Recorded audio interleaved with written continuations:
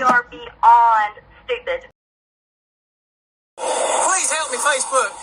Are you going? I'm on Facebook Live, sir. Are you going to shoot me? Is anybody else shooting me? Who else is?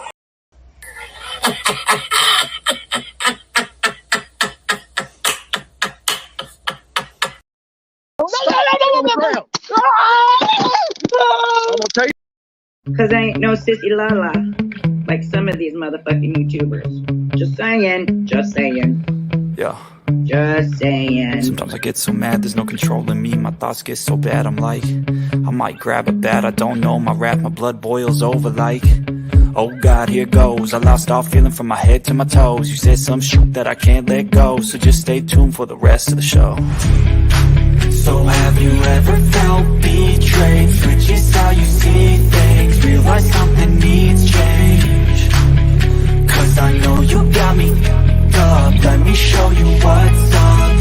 Cause enough is enough. I'll take a face full of pavement just to make a statement. I know there's no turning back.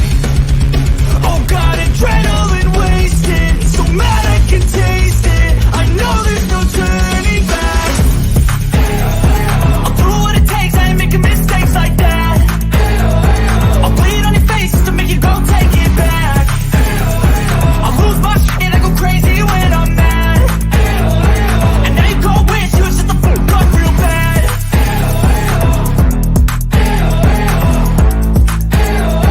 And now that I'm gone, yeah, I know there's no turning back.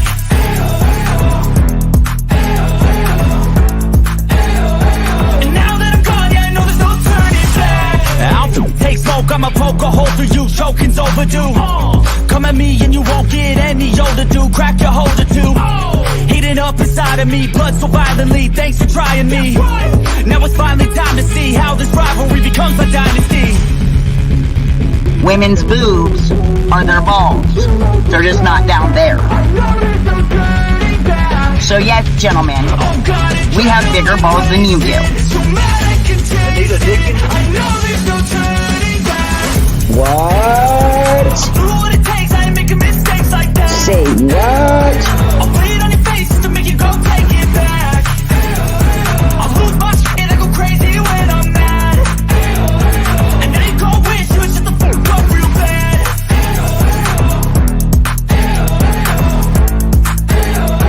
And now that I'm gone, yeah, I know there's no turning back.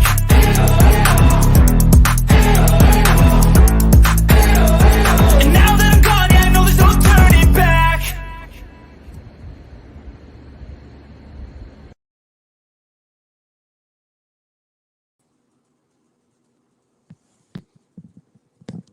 Well, good evening, everybody. I'm Jimbo, And I'm Kemper. coming to you live from the stand. What's going on, Kemper? Nothing, bro. Just walked in the door. Hard day at work.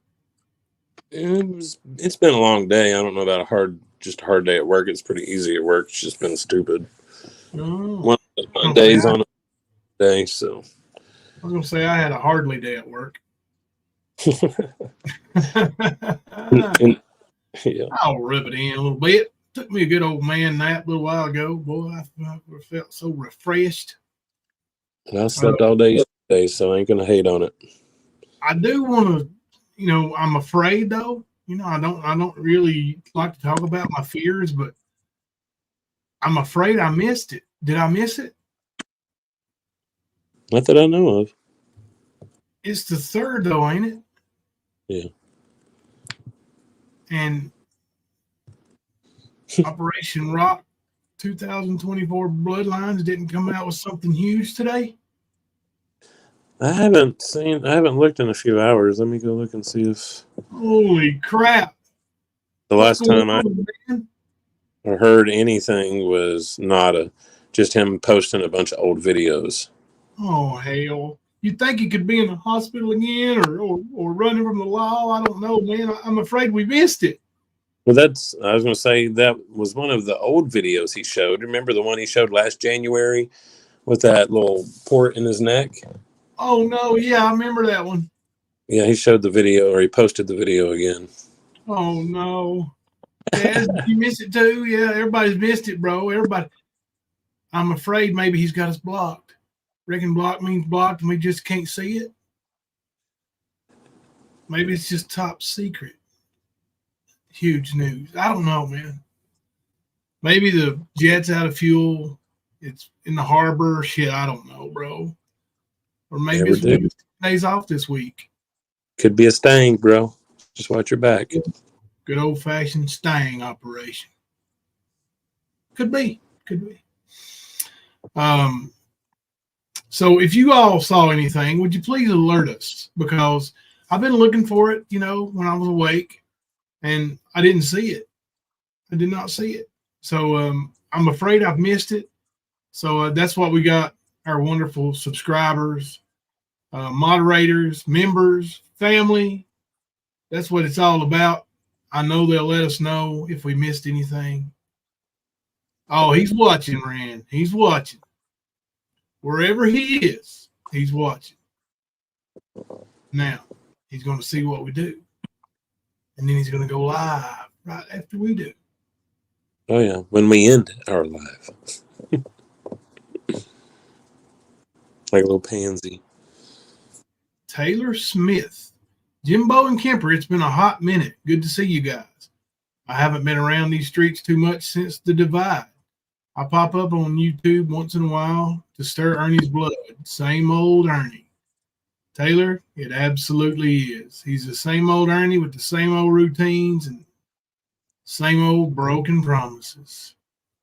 Yeah, Taylor. Yeah. Absolutely. Randy Travis sang about that, bro. It's those promises, those broken promises. Promises to change. Well, right now he's trying to play this misdirection, deflection routine. It's funny watching him do it, man, because, like all these videos he's posted in the past, I don't know, week and a half, these are all from him being triggered, whether he wants to admit it or not. And it's the same old recycled bullshit that goes in the cycle. Same old shit. But it's a different year. He even hits it the same time of year with this crazy shit. Yeah. So I'm going to share this. Lightning Tiger. LMAO. What's real and what's not? Do I have hair? Or is this even me? LOL. Things are not always as they appear. Study hard, investigators. LMAO. Who cares about the hair, Ernie? We see your rotted ass tooth missing down there in the bottom, your big gap in your tooth. So yeah, that is you. That's an identifier. We investigators call that an identifier. You know what that is, Ernie? Or are you not that good at investigating? That bump on his forehead, Nicolina has informed me, is Cyclops. Is what? Cyclops. Oh. Ernie is a Cyclops name. We'll say that's where Cyclops hit him in the forehead. That's a meth bump, y'all. That's a meth bump, and Ernie's, he tries to deny it, but Ernie's a meth addict. He told the cops that. He did tell the cops. He sure did. So y'all keep Ernie in your prayers. Mm-hmm. He needs it, bro. He needs it. He's addicted to things, and we saw his medical documents last night or the night before, and he flat out needs help. He needs help, and he is denying any kind of treatment or any kind of help. It's been offered. A way to go and do it has been offered. He just won't do it. He's had people offer their time and services to make sure he can get there, he can get his meds, all this shit. He decides not to. Yeah, I think the bump on his head is from not washing himself. That could be it, Cass, because he is a nasty mother effer. Yeah. Hello, Sparrow. He needs Dr. Pimple Popper. He needs something. L. Kennedy in the house. What's going on, L. Kennedy? Nana Kim. There's my financial backer. My financier, as they would say. Now listen, Ernie. Nana doesn't have a jet that she lets me use. But she did send me $100 PayPal last night. And, you know, I think it's going to start to be a habit. I mean, she told me, you know, that she was going to make a fool out of you because you called her out for being generous. So you shouldn't have called out one of the soldiers in my army, bro. You messed up. You messed up. Shame on you. There's my other soldier. There's the top soldier, Nightbot. Smash the thumbs up. Hitting that like button is free, and it helps out the stand. Did you read the one I pinned? Which one? Right here. The stand. You and Kimber have a special video surprise coming to you in a few days. Ooh, I can't wait. I am looking forward to that. Sorry. Green Eyes is one of my favorite channels. I wouldn't be surprised. Not at all. Mm-hmm. I mean, he doesn't. Hygiene has never been part of his routine at all. Not even the word. He could probably pop that pimple and fill up that jet fuel. Menstrual bump. It could be. It very well could be. You never know.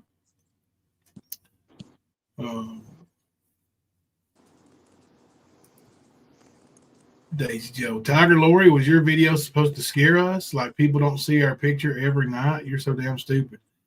Oh, Tiger Lori make a video about our mods or something? About our intro. Huh? About our intro, which our mods are in. Yeah, she say something about that. I told you about it earlier. Yeah. Yeah. You told me and you said that you knew I wouldn't want She used our intro and added some captions at the bottom trying to talk shit to people. Yeah. Oh, I thought you were just talking about she used our music. Our intro music. Because remember I said, well, our music is pretty good. Yeah, they've used that music before. And listen, ain't nobody worried about, look, y'all got my address, right? I'm the kingpin. My address has been out there for a long time. How many people have come up this driveway?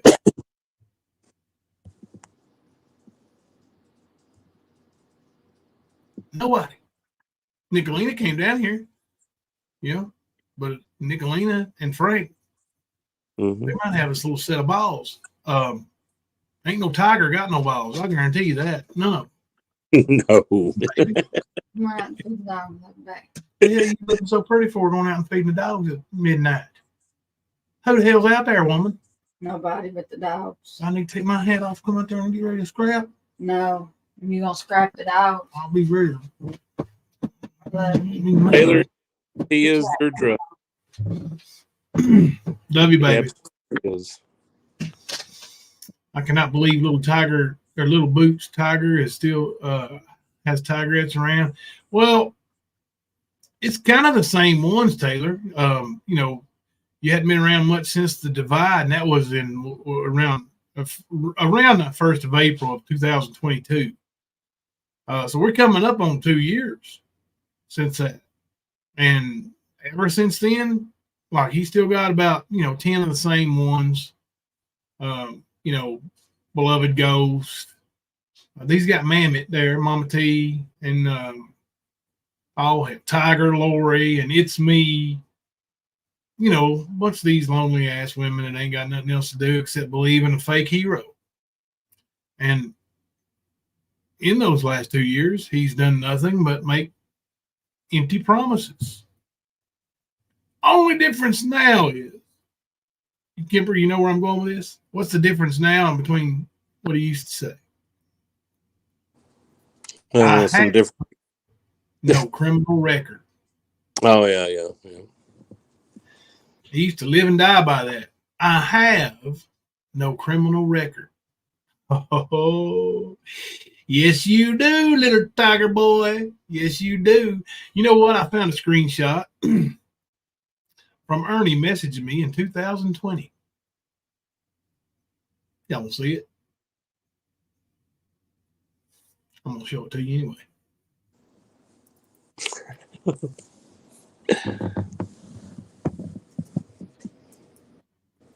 Have I seen this one before? Probably, because I've got a screenshot of it with like something over it that says, you know, has he been scamming this long and all this? But this is unedited, you know, no caption over top of it. This is just the screenshot. So what do y'all think about? Now this is, you know, you can see this is back in June of 2020, which is right around the time he was scamming Bama, the bounty hunter, the female bounty hunter. Mm-hmm.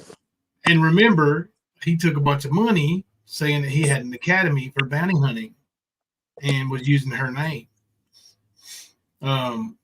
June 6, 2020. My academy is hitting big. Will you share it also? And I guess that attachment that's unavailable was some kind of thing about his bounty hunting bullshit or whatever. Whatever it is, it's gone. I can't see it anymore. But yeah, my academy is hitting big. Will you share it also? Huh. Weird, huh? The academy, have you ever heard of it? Ain't going nowhere, did it? No. But, you know, that was what he was going to do with general awareness, too. Paisley, Shouty Caps Moon, member for 12 months.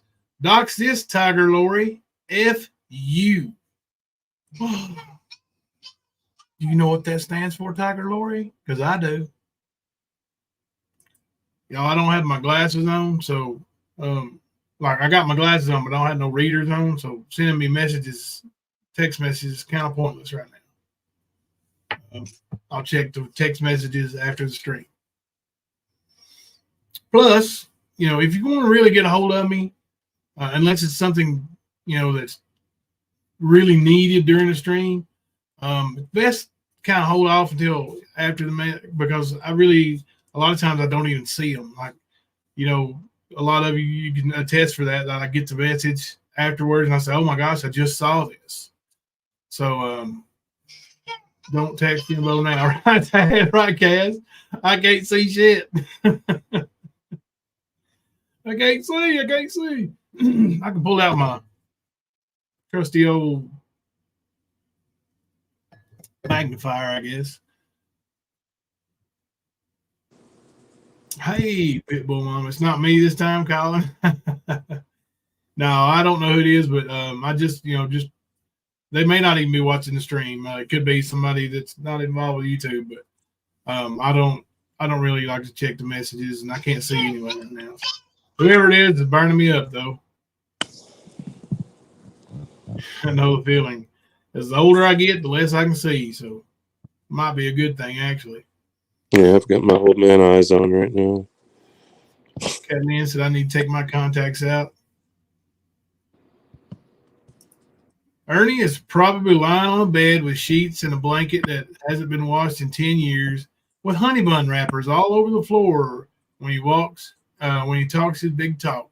You're probably right. Did you hear him give the advice to the hooker about eating honey buns the other day? No.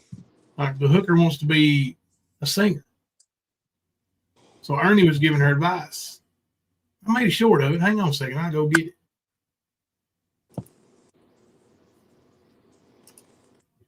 It is good stuff. Kemper, if you want to beat stage fright, best way to do it, well, get yourself some honey buns.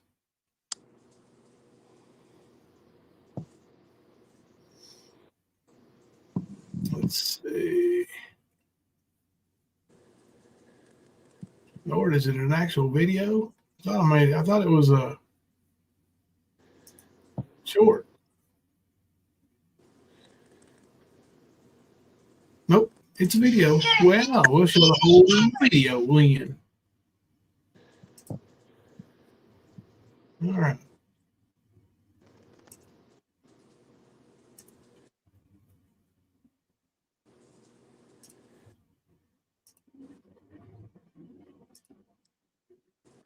Secret. Mhm. So I'm going to tell you a little secret.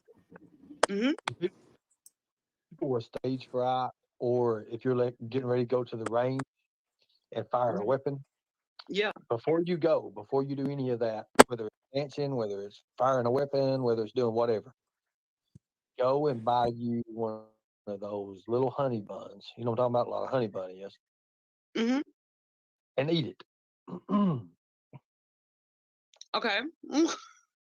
Because, I mean, it's proven fact.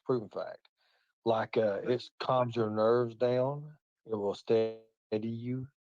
You'll be able to go and you'll be able to do a lot more better being yourself than you can ever being shaky. Oh wow, Yes. that makes sense. You know, because if you're nervous, or your blood sugar low or whatever, that makes sense. In some odd way, it makes sense. It's very odd, but it's a very, very proven fact. Hmm.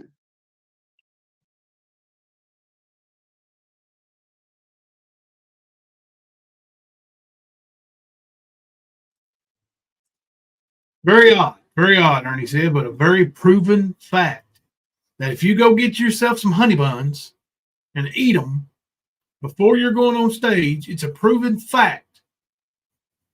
There you go, that girl. Proven fact that it will take away your stage fright.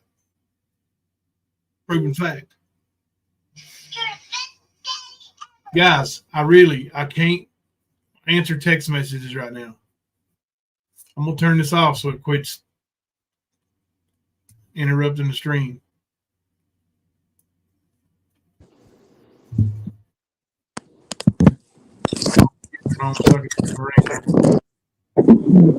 Do what?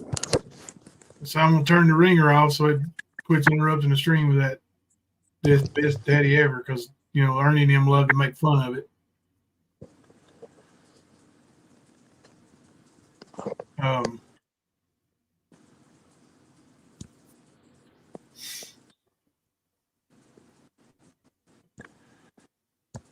Right. Beyond stupid we are not. Where can we verify this proven fact, Little Mac? Has anybody Googled it? Honey buns and just the keywords, honey buns and stage fright. Because, you know, honestly, man, if honey buns was the cure for stage fright, do you know how many great singers we'd have in this world right now, or performers, actors? Mm-hmm. Bro, it's as simple as honey buns. Damn, if we didn't lose Kemper. I bet you Kemper went to get some damn honey buns. Put a 1 in the chat if you think Kemper left to go get honey buns. Hey, y'all like my office? Let me show you what it looks like without the office. And now, without my office there, I'll show you Ernie's office.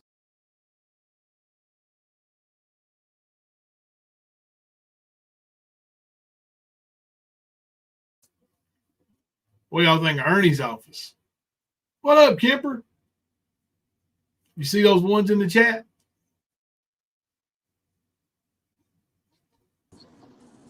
What's those ones for? Those ones in the chat are for people who think you left to go get honey buns.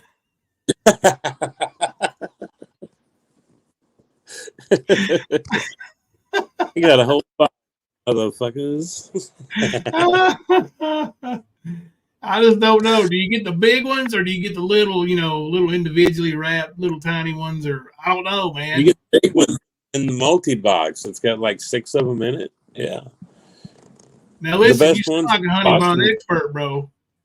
The Boston cream honey buns are the best. Boston cream. I see. Yeah, they are good. I was asking them what they thought about my office there. What do you think about my office, Kemper? I changed things up a little bit, Is there like a toilet right directly behind you in the center of all those other ones? No. Well, I was going to say that would be the best backdrop, conducting total business. No, toilet's right outside here. Look, look when I take me and you off here. When I take me and you off, it's got Ernie's office.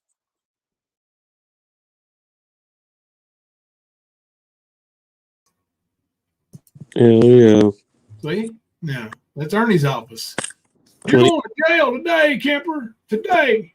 2024. That's the year for Ern. Magic number, bitch.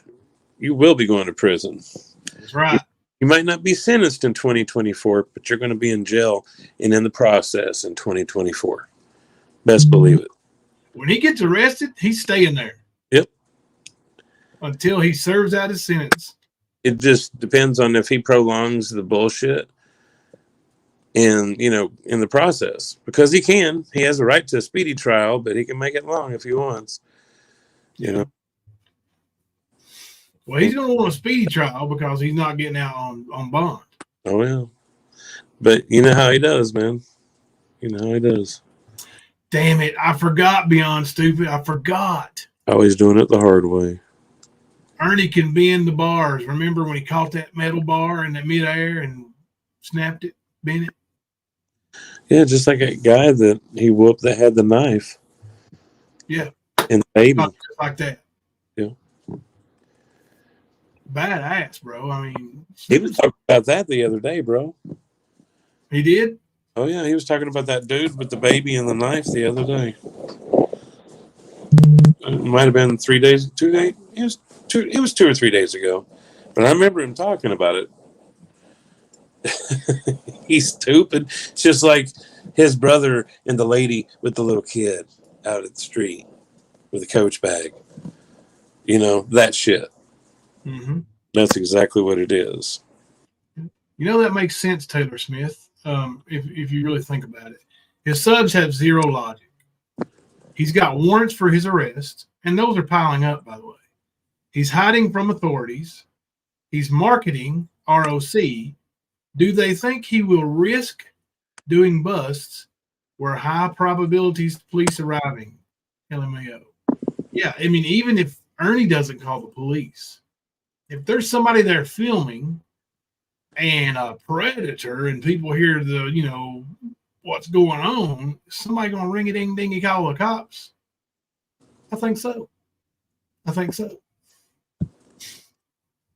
So, yeah, Ernie's Tigers probably have about the brain of a tiger. Yes. Yep, she's gonna shoot me. I can't sit down.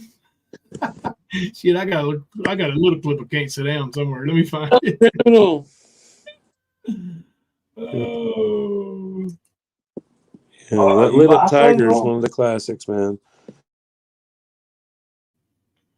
Oh, let's see. It must be on page 2. I Can't Sit Down is. Let's see. There it is. I committed a crime. I can't sit down. But I haven't committed a crime. I really haven't committed a crime. I can't sit down. But I haven't committed a crime.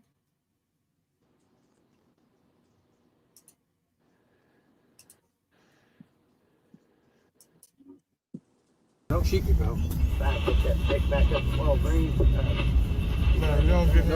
Don't shoot me, bro. Please. Hey, Don't shoot me, bro. get this crazy motherfucker on my face. Sorry about that. Sorry about that, bro. That's fine. Ain't no sorry, bro. Get the fuck on my face. Sorry about that. Don't turn back around. Please don't. Don't shoot me, bro. Please don't shoot me, bro. Why do you think everybody's gonna shoot you for, skern dog? What'd you do, Ernie? What you worried about, bud?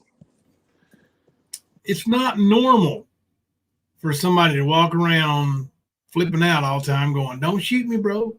Don't shoot me, bro." Not normal at all, Ernie. There's some reason why you go around saying that. Why don't you let somebody figure that out? Why don't you go on Dr. Phil?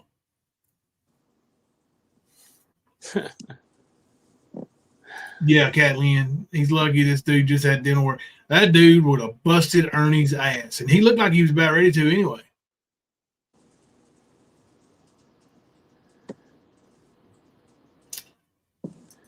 Holly Dolly, Jimbo, do you think Ernie has any strength to run these days? He looks like a skeleton. I don't think he could run very much, honestly. Now, he's probably would get a little rush of adrenaline, and depending on, whether he had just took a hit of his favorite, narcotic. I don't know, but he wouldn't be able to run far, I don't think. No, he ain't doing nothing like that. Like he would do just about what he did in the Lit Up Tiger video or in the Highway Run, and that wouldn't be much. Yeah, kind of a fast-paced walk to try to make it think like, oh, if I turn around, they can't see me, kind of thing, Well, I was going to say, I know 2 of the cops that I saw were not in the greatest shape in the world, and they caught that. So, and he's not going to outrun a taser. That's just, he's not going to. No. I don't think they're going to go beyond that with the force, but they will probably have to tase him to apprehend him because he is going to lose his mind. Well, I mean, he keeps putting out these videos with him with weapons and him talking about shooting people and being such a great marksman and threatening to end people. Mm-hmm. Depending on the officer and the situation, yeah, that's they true. may go beyond that. Now watch, he gave himself the death penalty by not getting medical help. That very well could be true. If he really is as sick as he claims to be with his kidneys, that very well could be true. Very well could be. I'm just going to tell you that if that happens, don't expect me to come on here crying and saying, "Oh no, we done too much. I feel bad," because I'm not going to feel. He didn't deserve it. No, Yeah. ain't none of that shit. Nope. I'm not going to feel bad anymore. No matter what happens to him, I ain't going to feel bad. That beard of his is getting white. He must be stressing. Yeah, he's stressed out bad. Living life on the run, who wants to live like that? Who wants to live looking over your shoulder all the time? Like, what's going on, man? Like, nobody wants to do that. What kind of life is that? It ain't no life. He's not going to outrun any more tea bags either because he doesn't want to. Right, Sparrow? I think he kind of enjoyed that. Yeah. He was like, No, I have no empathy or sympathy for Ernie. Ernie had it set up. That is why, literally, that is the reason why I was like, you know what, dude, I'm going to give you a break. I'm going to just lay off of you, let you do your thing, get your shit together. And then he literally turned around and just pissed on it and burned it all down. So I know he had it set up, and I know why I backed off of him. And that's the exact reason why, because I seen him having the perfect opportunity to fix this shit. And he didn't. So he deserves every single bit that comes to him. Oppositional, that was Ernie with a mouthful.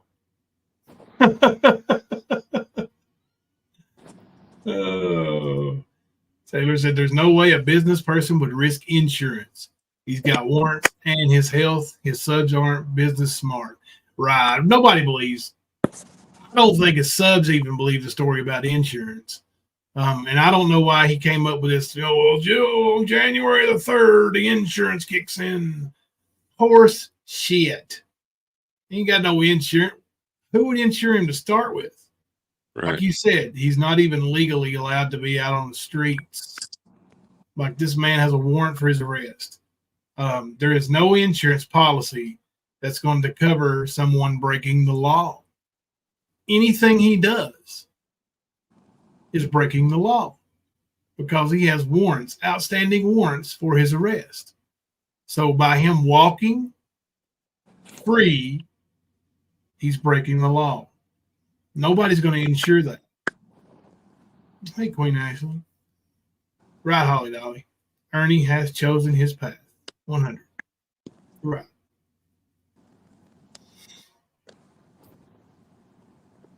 He hasn't been live all day. I know, Kaz. Not Kaz, but Catlin. That's what I'm wondering. Like, is he going to come up with another story to tell everybody that, maybe my thugs had him jumped? It was it's been a year and 1 day since my thugs got him in New York. Yeah, something like it was before his court date. Mm-hmm. 10 days, right? Something like that. Around the time he had that medical paper sent to his lawyer. Mm-hmm. That same time period. Yeah. January 2nd. Yeah. Yep. That's when the paper was sent, and then there was no updated medical proof. Y'all want to see it? Let's watch it. This is one of my favorite videos. This is, actually, let's watch Mama T video first. Nobody would ever say screenshot. no DA would ever. And guess what this one said? Okay. So ugly. When she went into the bathroom, she scared the shit out of the toilet. Madam, you are disgusting. Here is a magnum to put over your head.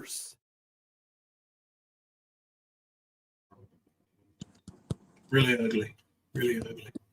But here, now this one's not quite as ugly. Actually, if you'll check out the two bald-headed guys in the gallery, opposite of ugly. Them two good-looking dudes right there, I must say.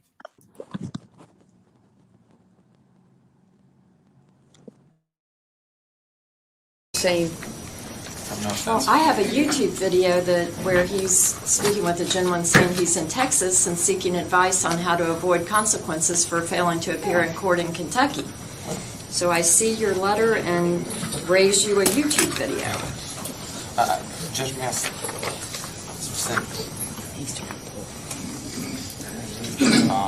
I have a picture of this letter.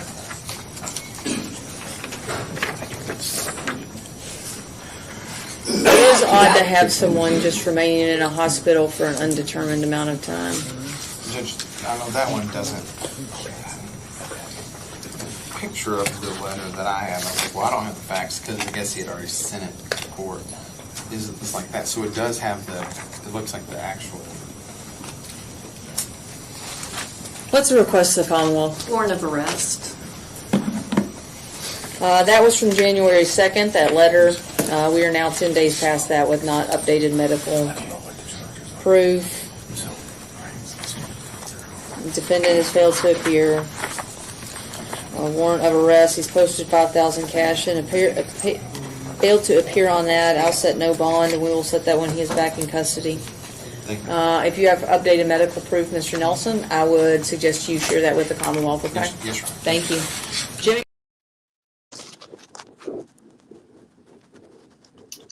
Kemper? Yes, sir. Yes. I don't think he still hasn't produced any medical updates. Nope. Sure hasn't. And he could have. He had that renal failure and ICU paperwork that he could have sent in, and things would have been okay, but he didn't even do that. So he was in the hospital the whole month of January. I would guess he was scared to go to his mailbox. Probably. He was scared to go to the courthouse, so he's probably scared to go to his mailbox is what it was. Don's Journey said, what kind of insurance policy do you get to pay your payroll? He says January 3rd, the insurance will let him get paid. Now the only predator hunter is getting paid. He's trying to say that his millionaire backer, Bill, is going to pay them. I guess out of pocket but let me tell you something, Ernie. You talked about you've made your statements that you heard, your cliches that you hear and you Google and you see on TV. If you hang out with 5 millionaires, soon you will become the 6th millionaire. Well, 5 millionaires ain't going to hang around with Ernie Shell.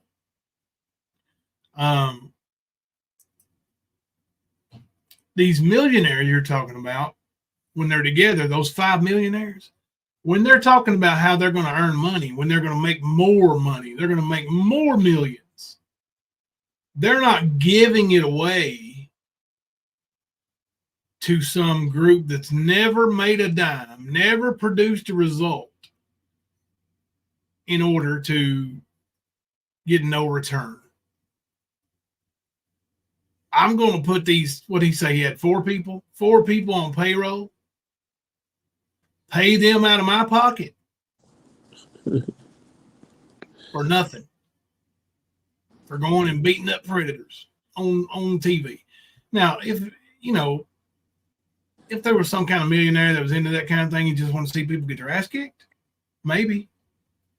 But if that was his thing, he sure as hell wouldn't hire you, dude, not after meeting with you. Like, look at you. You look like death warmed over. I know. Somebody got it. Ernie don't have a mailbox. Yeah, sorry. I was looking at it, I was like, well, damn, somebody got it.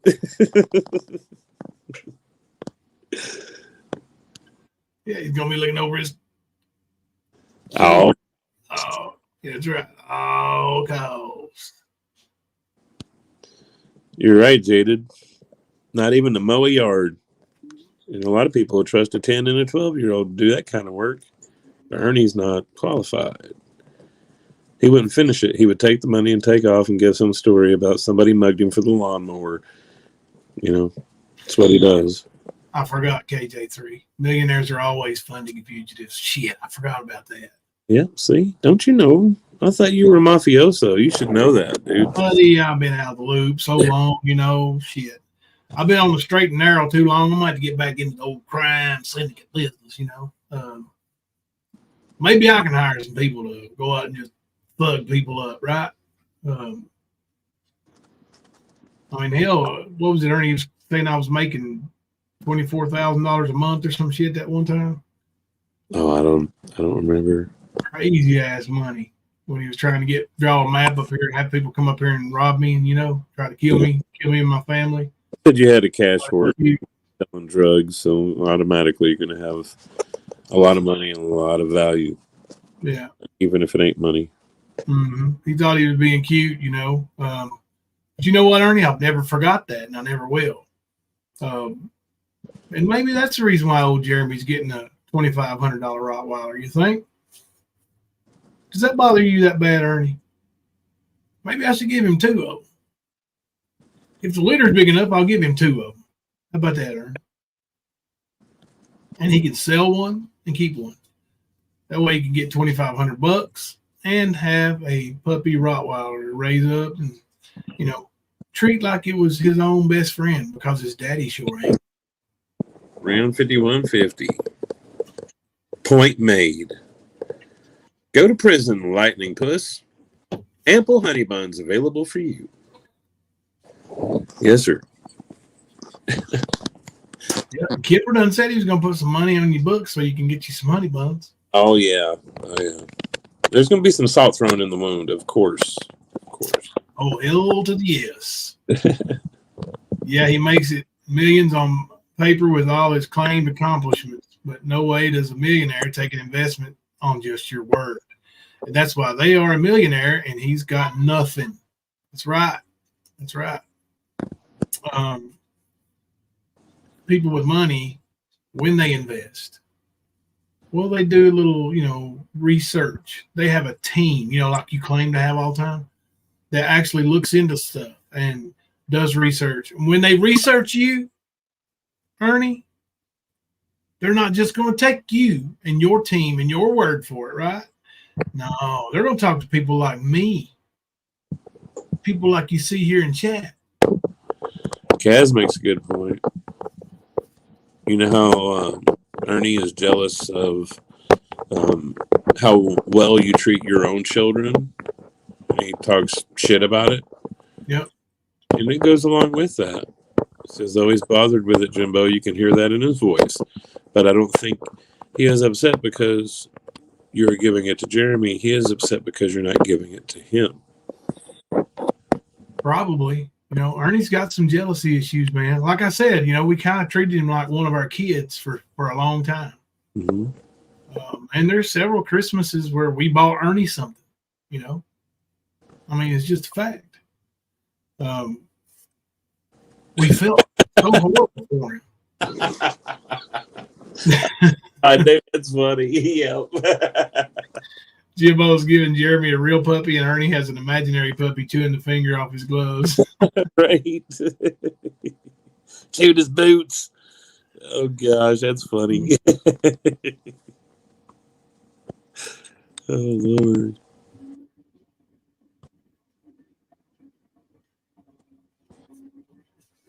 No, Holly Dolly, he doesn't have a bank account.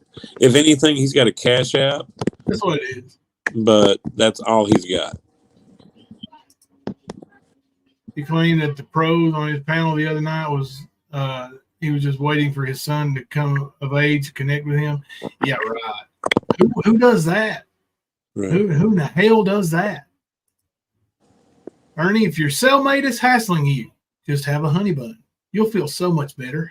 Good one, KJ3. You may have a t-shirt made of that one. Oh, Lord. That's a good one there. Oh, yeah.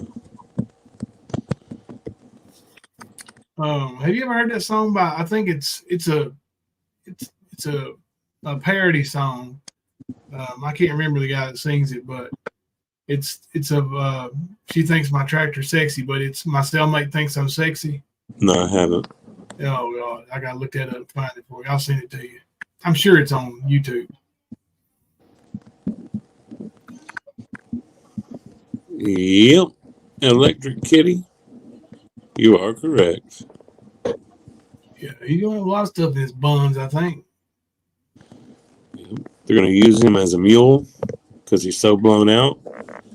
So he's got a sizable, like he'll be the cell phone guy, the one that smuggles them in to his bum. Yep, that's what's going to happen. He's probably already been sizing up, you know, with the anal stretchers and all that shit. I mean, dude, you know he's the number one draft pick in that area. Because I mean, some bitch. I mean, if anybody's qualified to do that, it's old Skern Dog. Did you see the size of some of them damn toys? Like he might be working for the cartel before we know it. Smuggling drugs and stuff across the border. Right to that prison right there. Right up his ass. It's like a interview for you, Ern, a job interview while you're in jail. He can fit 3 kilos, essay, you know. When you get out, Ern, you might really be able to get a good job, good paying job, buddy. Damn, I didn't even think about that. Surely we didn't contribute in making Ernie rich. Shit, no, he'll be doing that in prison. Taylor said, Ernie blocked me 2 months ago. He didn't like my channel. It's nothing but him. There's not much I have on him, but it's true. It's all him. I don't know if was something I said triggered him, though. It don't take much, Taylor. But you check again because he probably unblocked you.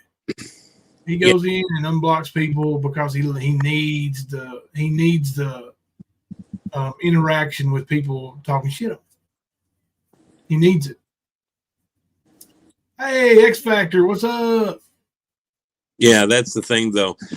Most of what Ernie does is he puts the shit out there himself, and all you have to do is just sit there and watch it, record it, and, you know, tweak it just a little bit, you know, so he doesn't hit you with a copyright. But you don't really have to worry about that these days since he's hiding from the YouTube law, too. So, I mean, it sort of goes with that. That's funny, X Factor. Yeah, if you're not subbed up to X Factor, that's another good channel. Hilarious when she wants to be, ass kicker when she wants to be. Operation ROC 2024, protect DDP from Ernie at all costs. PTS and everything. That's right. Don't shoot me, bro. Don't shoot me. X Factor, did you see the guy that goes by Viper, military guy, whipped Speakeasy's ass yesterday? Oh, it was good stuff. It was good stuff. That's right. X Factor does love DDP. I forgot about that. Do they serve New York pizza in prison? Giggles and Bows wants to know. I don't think so. But you know what? He might be able to make it himself.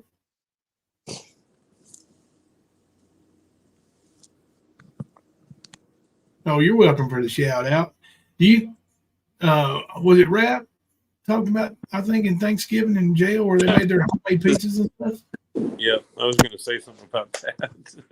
Yeah, I mean, maybe Ernie will learn how to make homemade pizza and make it New York style. They're going to be Eastern Kentucky style, I think. Yeah. Behind Green Eyes, what is DDP? It's Diamond Dallas Page. He's a former WWE wrestler. I think he's mid-60s now. Still in excellent shape. Does DDP yoga. Check him out. Look him up. Actually, Behind Green Eyes, if you haven't seen DDP Bluefield Hell, you need to watch it.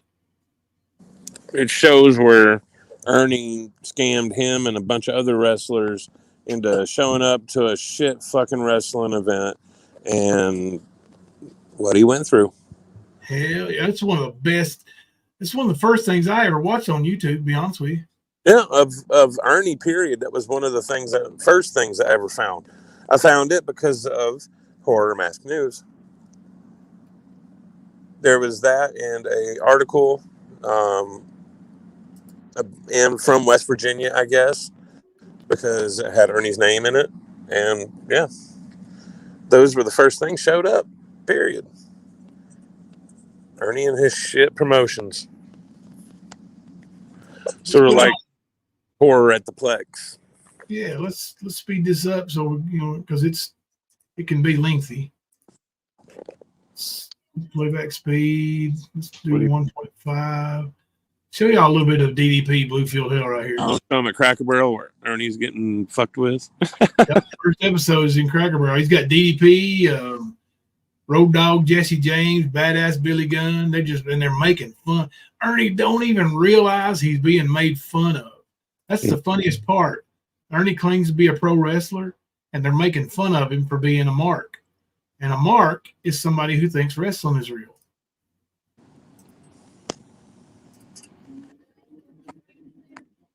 One of his employees that crashed his car. We all know it was you, Ernie, crashed his car. So what is Ernie?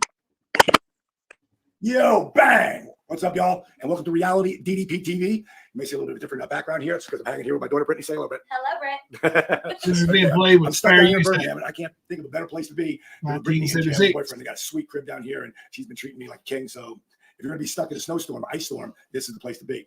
Now, this episode is the first one I'm doing of Reality DDP TV. And what that would be is like if I'm standing here and I'm talking to you and I'm explaining to someone, like I might say, like with Brittany just walking over there, and I'll have her say something if I'm talking to her, and then I come back to me. And I've never done this before, but I'd be moving the camera around and talking to people. So all of a sudden, I become my own cameraman, director, the whole thing, producer, everything. So that's what these episodes are going to be like. And the first time I've ever done this, I've got 5 separate episodes because I filmed like 50 minutes, about 40 minutes of footage.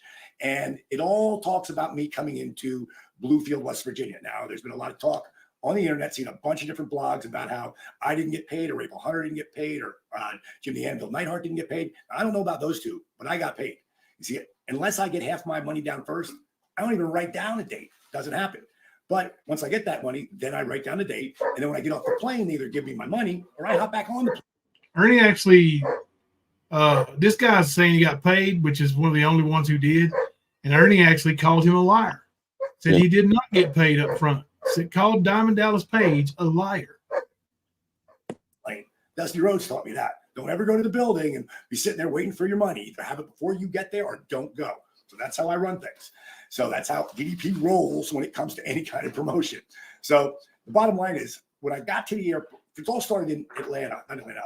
It started in Detroit. That's where I flew into Detroit. And I was on time. I'm still waiting for my connection. And the plane just it broke down. So now I wait there till 12:30 at night. And they finally go, your guys are going to have to stay over. So they put me in some flea bag hotel at the Quality Inn. And I couldn't sleep worth a shit there. I didn't have my pillow because my neck's so screwed up. I bring my own pillow with me. I've got so many bags. I'm like the Griswolds by myself. If you ever watch anything with Chevy Chase, they have so much luggage. So does DDP. I got a ton of luggage. So I want all the things that I want with me. And I didn't have any of my bags because they were still on the plane. So long story short, I didn't sleep at all. Got up, got to the airport, got the blue to Charleston, West Virginia. And when I got there, I've never had someone not waiting to pick me up.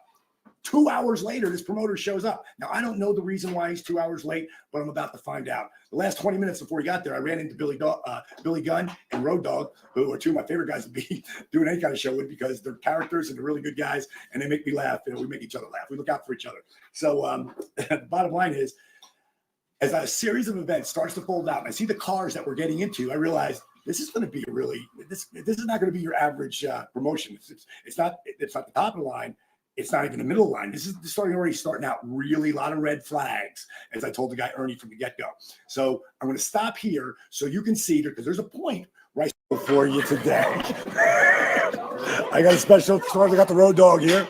Got Billy Gunn hanging over there, sitting with all his friends over there. And then Ernie, he's the promoter of this show that we're doing tonight. And where we at, Ernie? We're in Charleston, West Virginia, but the show's Bluefield, West Virginia. Yes. You see how Ernie don't know his ass from hole in the ground right there? Now, Ernie's supposed to be this big, fancy, rich promoter dealing with these wrestlers who make a lot of money for showing up. And you can see he's got his head in his hand, his face in his hand. He's already humiliated because he knows he don't know what the fuck he's doing.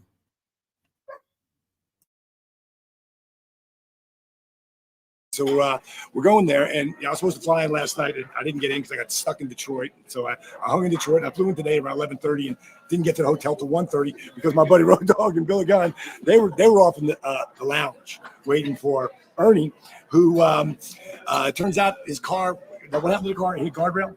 Car hit a guardrail, so we had to make other arrangements. And Okay, I had to so end up taking this is the best. Explain the other arrangement. Exactly, because this is the best part of the story. Enter Toby. Hey, Toby Sabo. How y'all doing? Hopefully better than me. Check out Toby. Toby is completely innocent, and I feel so sorry for this guy. He's Ernie's chauffeur. Yeah. Yeah, he ends up being Ernie's chauffeur. And, you know, he got to meet some of the guys he really looked up to and as a wrestling fan. So that was good for him. But, you know, he absolutely did not get paid a dime for running these people all over creation in one of the worst snowstorms you can imagine. And literally all over creation. Yes. Yeah. Everywhere. Yeah. I mean, I feel so bad for this guy. Yeah. Actually, okay now. So Toby, now this is what's so beautiful about this story here. Ernie blames it on one of his employees that crashed his car. We all know it was you, Ernie, crashed the car. So what does Ernie do? One of his employees. Does that sound familiar? One of his employees, right? Ernie blames it on somebody else. His employees.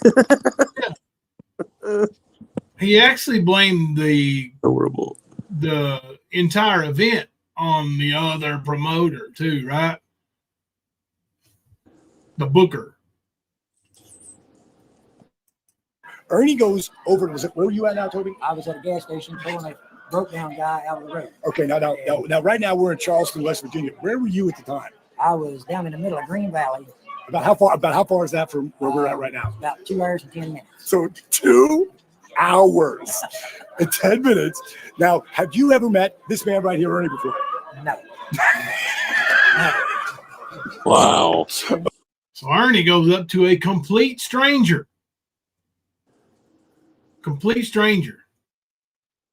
And is begging for help before his event ever even starts. Okay. So what exactly this is the promoter. Okay, remember, this has got clusterfuck written all over it. You see how they're making fun of him and Ernie's just laughing right along? Yep. Hey, dipshit. They're making fun of you. Look at him. With his skinny little arms. It looks like fucking olive oil. Yeah. Tiny little arms. So, Ernie, what exactly did you say to my man Toby over here? I do whatever a good promoter would do. You like wrestling? Yeah. And he's like, yeah, we bought 2 tickets.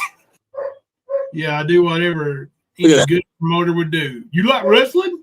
Look at that face. Yeah. Damn, there's you a screenshot, y'all. That was how long ago? And look at that hairline. Yeah. Now, if that ain't a screenshot, I don't know what to tell you. Let me That's blow that up. X Factor. Mama T, the employee.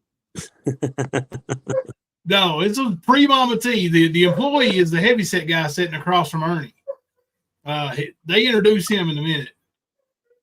DDP took care of Toby. I seen DDP talking about it on one of the episodes. Okay, yes. Skern sure wouldn't do that. Skern sure wouldn't pay him. Damn right he would. Yeah, I'll put the link in the chat, and then there's more videos too. This is one of 5. But hang on, let me go ahead and grab the link before I forget. Here's the link. And if you ever need to look it up, you can Google or go into YouTube and just type in Bluefield Hell. That's the name of the episode. Or the I guess. Is that no fear? No. He could pass for a brother though, I'm sure. Hell yeah. So then what do you ask you to do, Toby? He said, "How would you like to meet him today?" And I was like, "What are you talking about?" You know, I thought it was some kind of gimmick. You know, I had no clue. And he said, "You know your way around this area?" I said, "Yeah, I'm from around here." He said, "How about Charleston?" I said, "I can get you there." He said, "Let's roll." So this is our driver, okay? And this is my personal friend now, Toby, because I know he's going to get me the hell out of Bluefield and my other 2 brothers over here. No, I can't. Now I was going to leave early, but I can't leave without them now. And Billy is probably laughing. For those of you who don't know, like, I know a lot of people think, well, wrestling's fake and it's not legit. But those 3 guys right there, DDP, Road Dogg Jesse James, and Badass Billy Gunn, they're 3 legends in the sport or in the entertainment of wrestling. Like, they are, you know, entertainment value at its best. If you like wrestling, those guys entertain the shit out of you. And Ernie puts them, you know, through the Ernie shit. I heard DDP say it was a clusterfuck, and it is. Because he was like, he was getting really hot. Where the hell? Like, I'm losing Billy. I'm like, how's it going? That's where. There he is, right there. Ticking time bomb. Okay. Yeah, they gotta hurry with the food, man. So the bottom line is, Ernie asked Toby to come get me, Dog, and Gun. And that's why we're at Cracker Barrel right now. And somehow he saved the day. Now, my brother, what was your first name again? Joe. Okay, that's Joe. Where are you from? Kentucky. Kentucky. How'd you get swiggled into this? I'm his employee that wrecked the car. It's just keeps getting better. Okay, there's going to be continued. I'm his employee that wrecked the car. You see how young that guy was and how many teeth he had? Doing episodes. This is just the first one. The pilot. The pilot. What's it called? This is the pilot. Okay. The rough draft. We'll keep going on this. This is stage 1. I'll keep you posted. There was something I forgot about. There was something you said, Dog. What was it? Oh yeah, it's a screensaver. It's a picture of Ernie with Hulk Hogan with his arm around him. Let's see the picture, Ernie. That's a black screen. That's how it needs to be. What are you, about 7 now? Put up the picture so we can see it. Okay, good shot of that. Okay. Y'all, if Ernie hasn't went and deleted them, which I don't know if he has or not, because he might have forgot the password to his old YouTubes. But if you'll go and look in the comments of these videos, Ernie actually gets into it with Diamond Dallas Page, calling him a liar and calling him out. You know, and we're talking about somebody who absolutely would not lie about shit. Diamond Dallas Page is, you know, why would he lie about Ernie? He ain't got a reason to lie. Has no reason at all. He's got every reason to do what he's doing right now, and to make the damn series, because he is a joke. Oh yeah, and in those comments also, Ernie acts like he's gonna whip Diamond Dallas Page too. Yeah, like he's a badass. Hulk really had the blonde with the blue going there. Okay, good enough. When he leaves here, it'll be him and Toby. So how many people you bring? You bring a good 100 or 2? No, it's the other way around. Oh, I want it shooting me. This is volume 2 of DDP TV. Ernie, just just put DDP. Oh yeah, Ernie. Sorry about that. I'm a new cameraman. Ernie just put DDP on the phone with a random fan, Sweet. and says it's a ticket sale. Okay, man. Looking forward. You get those VIP tickets? All right, sweet, man. We're going to be ready to go there, man. I got the dog here. You can get on the phone with it. You can get on the phone with Road Dog Jesse James, did you? Thanks, Dallas. Hey, Sure, you never Russ, can tell. We're gonna sell a ticket here. You also want me to say who's this? Hey, this is. I was under the impression that, like, they didn't sell any tickets, but I was later told that there was about 150 of the VIP tickets sold up front. X Factor, I want to say the VIP tickets were $50. And there were with the purchase of those tickets, you were also supposed to get put into a drawing, sound familiar, for a big screen TV. Ernie never bought the TVs. He was going to send somebody out to Walmart during the event with money at the door to buy TVs. But there wasn't enough money that came through the door because the snowstorm. But all the tickets sold prior to the event, Ernie had the money and he spent it. He spent it before the show. Mm-hmm. He thought he was going to get rich off this one wrestling event.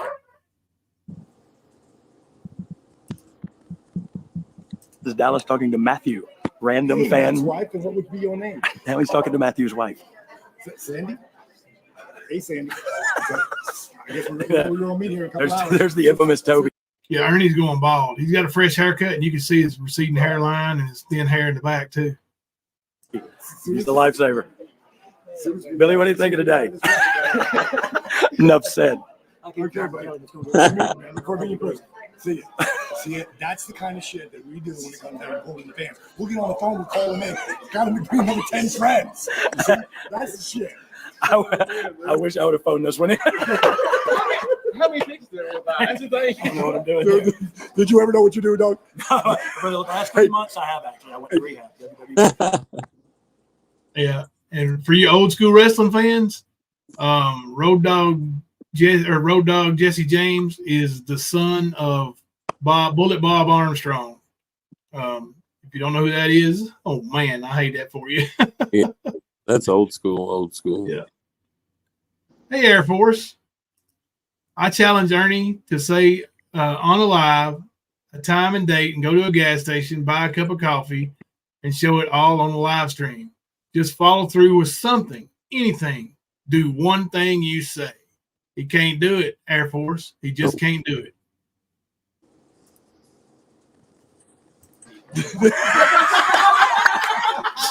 And a good investment it was.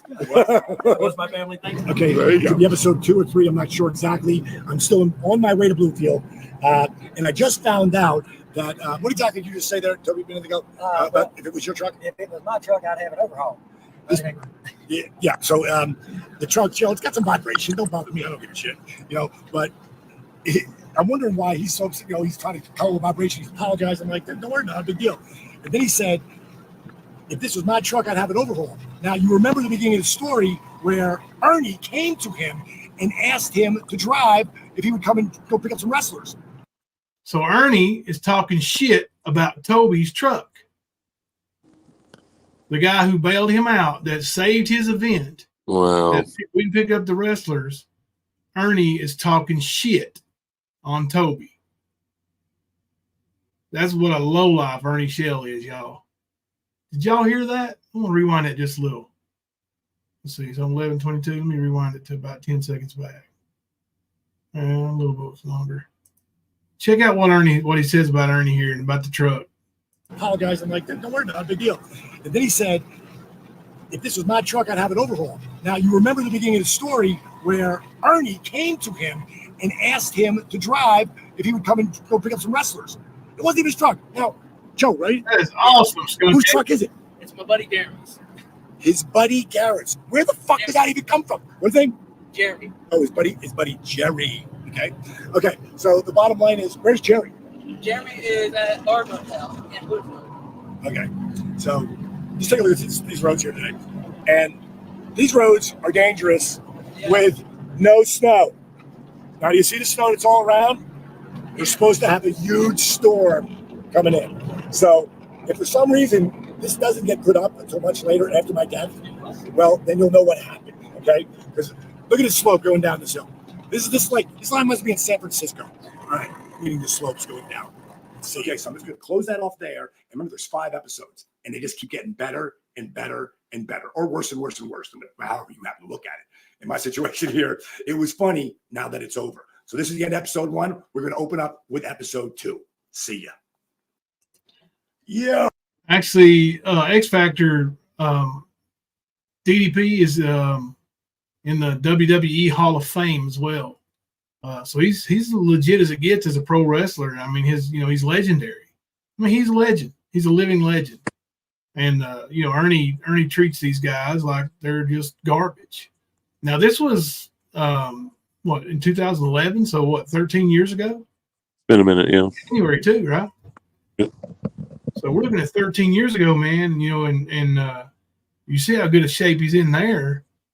I mean, and the guy was like 50 years old. He's mid 60s now. Did the WWE ever let him wear a world belt? He's a 3-time heavyweight champion. Yes. I don't know if it's a WC. When they had the WCW and the WWF belt both on or WWE belt, and they had them both at the same time. Yeah, he had it 3 times. Y'all want to watch episode 2? Put a 1 in the chat if y'all want to see episode 2.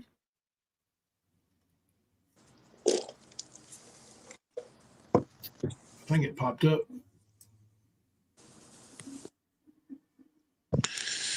I'd be willing to bet on that, Lisa. Funny now that it's over. So this is the end of bet on what?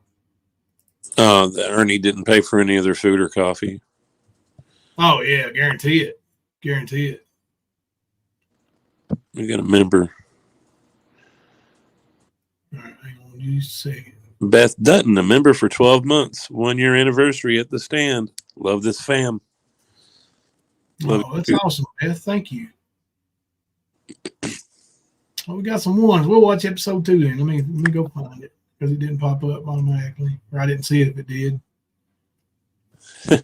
That's probably true, Diana. Ernie hates this too, The stand, Kemper. Ern can't maintain with all those handsome men around. Ernie's panties are wet.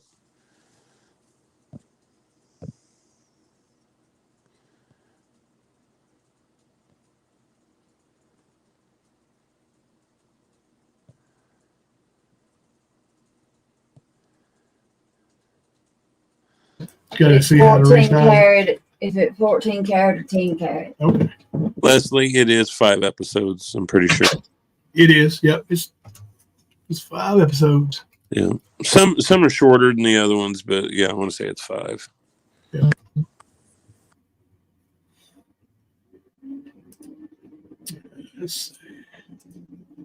This one here is 10 minutes, but we got it on a little bit faster speed, so yeah, it won't hurt nothing. No. Won't hurt nothing.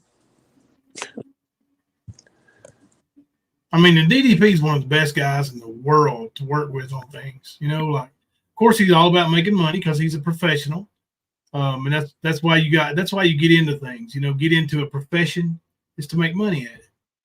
And when you do something and somebody tries not to pay you, now DDP did get paid, but a lot of people didn't. I am actually trying to book April Hunter to come on the stand and talk about her being on that event. Nice. She's gorgeous. That would be cool. Former professional wrestler. I think she still actually does it a little bit, but she was the female wrestler in the article where they talked about getting ready to whip Ernie's ass, and they had to get her. Wasn't it her video of him being arrested that was in that article? Sure was. She's the one that told Diamond Dallas Page that he was getting arrested and sent that video. I mean, in the series, I meant in the article. Sorry. Yep. Mm-hmm. Thought it was. Because I remember screen shooting it and taking a clip of that video. Because it's only a few seconds, but you walked. That walk is shit. Can you look at this and see? Lord, I'll try. Where's it at? It's inside the van. Hi guys, how's everybody doing? Thelma says hello. No love for me? Molly couldn't see it. Honey, they can't talk. They're on the chat. Mm. Kipper could say something. I didn't know if anybody would hear me. It's all right, Kimber. You don't have to say anything to me. I don't see it, honey. It's not in there. Okay. Anyway, I'm gonna go get it They'll sized. be able to tell. Yeah, I'm gonna go get it sized. Okay. If she really wants to wear it. Okay. Is that the one your mom gave you? Hmm. Is that the one your mom gave you? No, this is the one we bought for Christmas and put Oh, in that she's too jewelry. big for it. And she's crazy about that jewelry box. I just want you to know she can't No. wait to take it Is on she? the trip with her. But she said I won't lose none of my jewelry now that I have that little box. Oh, okay. So that was a good purchase for her. And cheap. Yeah, and It's the you best know, ones. and you know, it was like buying her that luggage thing that year, like last year. She couldn't wait to open it. When she did, she was like, "Oh my God!" The chat's saying hello, Miss Thelma. Tell them I said hello, and I love them all. She All loves but y'all. Kimber, and Kimber wouldn't talk to me. She loves y'all, everybody except Kemper, because Kemper wouldn't talk to her. All right, episode 2, y'all. Bluefield Hell. That's why I just decided to call this Bluefield Hell. Not that Bluefield's a bad place. I brakes go, so you can slide into this big snow mountain that they have there. They're the promoter, Ernie. Okay, that's where I'm going to leave. I'm starting to ask. I just found out how Toby really got connected with this shady promoter, Ernie. Did you hear what he called him? Shady promoter. Shady promoter Ernie. I'm going to back that up and play it again for y'all if you want to clip it. Here you go. Shady promoter Ernie. I'm starting to ask. I just found out how Toby really got connected with this shady promoter, Ernie. Okay, that's where I'm going to lead you in. So the first story Ernie told must not have been the truth about how he got connected with Toby. Now, does that surprise anybody? Not at all. Safety here. Now, I said that Ernie's following us behind in the car, and he's called up ahead, make sure we can get some gas somewhere because he ran out of gas. And I said to Joe in the back, I said, I'm just waiting for him to run out of gas. And then what did you say? It already happened this morning. Already happened this morning. Did I tell you? This has got clusterfuck written all over it. This might have like 40 episodes in one episode to be continued. No more hold on. So this story keeps getting better and better. So you're telling me that, what were you doing prior to you at the gas station, Toby? I was helping a guy, pulled him down to the gas station. He was broke down. I So- took the chain off. Wait, I'm just curious. Was this a guy you didn't know? No, I didn't know him. Of course he didn't. Okay, no bullshit here. This is real. This is a real deal. Okay, so this guy, you pull over, you help him, you bring him down to the gas station, right? Yeah. You're filling up your car, right? Your own truck. No, I'm just sitting there unhooking the tow rope and stuff off of that other car. Oh, it's a rope. Yeah, It's not even a leg. It's like one of those illegal ropes. Slightly, yeah. Okay. These two guys here pull up. Right. Joe and Ernie pull up. Joe runs over to the gas pump with a gas can, and Ernie comes over to me and asks me if I'm from around here, do I know my way around, and if I would like to meet some wrestlers today. And I thought it was a gimmick. Huh. So it's not exactly the way Ernie said it happened, huh? Mm-mm. Well, shady promoter, scumbag, skern dog. But I'm Red- here with DDP. Hit bracket. Yeah, can't even be honest about needing help, bro. What kind of piece of trash are you, dude? Oh, never mind. Don't answer that, Ern. We know. Just don't know it's not a gimmick. It's all real. Okay, so none of this is set up. I swear to God, I'm not making any of this shit up. Okay, so now every time I hear something, I got to come back to it. So this could be like 20 videos in a row. I don't know, but this is an amazing story so far. To be continued. We're not even at the show yet, so who knows what the fuck's going to happen there. Only in West Virginia. Only in West Virginia. Hey, enter. What was your first name again, baby? Margie. This is Margie, and this is my man Nightheart, the Anvil. That's his manager back there. And Anvil, oh, God, I forgot to tell you that. I wish I had that on film. So Anvil, I'm sitting up here. I don't even see it, but look how close my knees are to the dashboard. So Anvil, hold on one second. And Anvil is going to go in the back where Jeremy is, or Joe is, and Anvil's like, "Hey, what's the deal? What am I going to sit in the glove compartment? Where am I going to go?" So I go in the back and grab Jeremy out of that truck, put him in this truck, and now Jimbo's comfortable. It's important for him to be comfortable. Absolutely. Okay. We continue. You're not going to believe this. Okay, when he says Jimbo, he's talking about Jim the Anvil Neidhart, not me. Notice how we're moving. We're not moving. Is that them? We're waiting diligently for the last 5 minutes for Ernie. No, Lisa Bradley, not this comes up. Still waiting. You got service, Joe? I'm calling Ernie right now. Nobody can get a hold of him. Now, this is the promoter of the event who has 3 of the main pieces of talent who are actually wrestling in the car with him. Let me see. Jim answers. Cluster. Now, I'm not going to bore you with this any longer, but I mean, crazy. Oh, by the way, look at our windshield. I mean, can you see out that windshield? Because I can't. All right. Toby, how you doing over there? Oh, I'm good. Okay. Making Toby a YouTube star today. All right. We continue. Toby, a YouTube star, baby. Look at the windshield we're looking at out of. All right, so we don't want people standing outside of this crap. Look what they're driving in, bro. That's what we're looking at. Okay. How far behind are you guys? This is a total cluster. Oh, we just passed like get their line exit 28. back. No bullshit. Something like that. To be continued. Was he calling Ernie? Oh God, I didn't know. Fuck, was that not on? Oh no, I don't believe it. This is no bullshit. The car just blew. I And thought. we got road rangers behind us now. What's Road Rangers mean? He thought he had the camera on, and he didn't. And Toby's truck just blew up.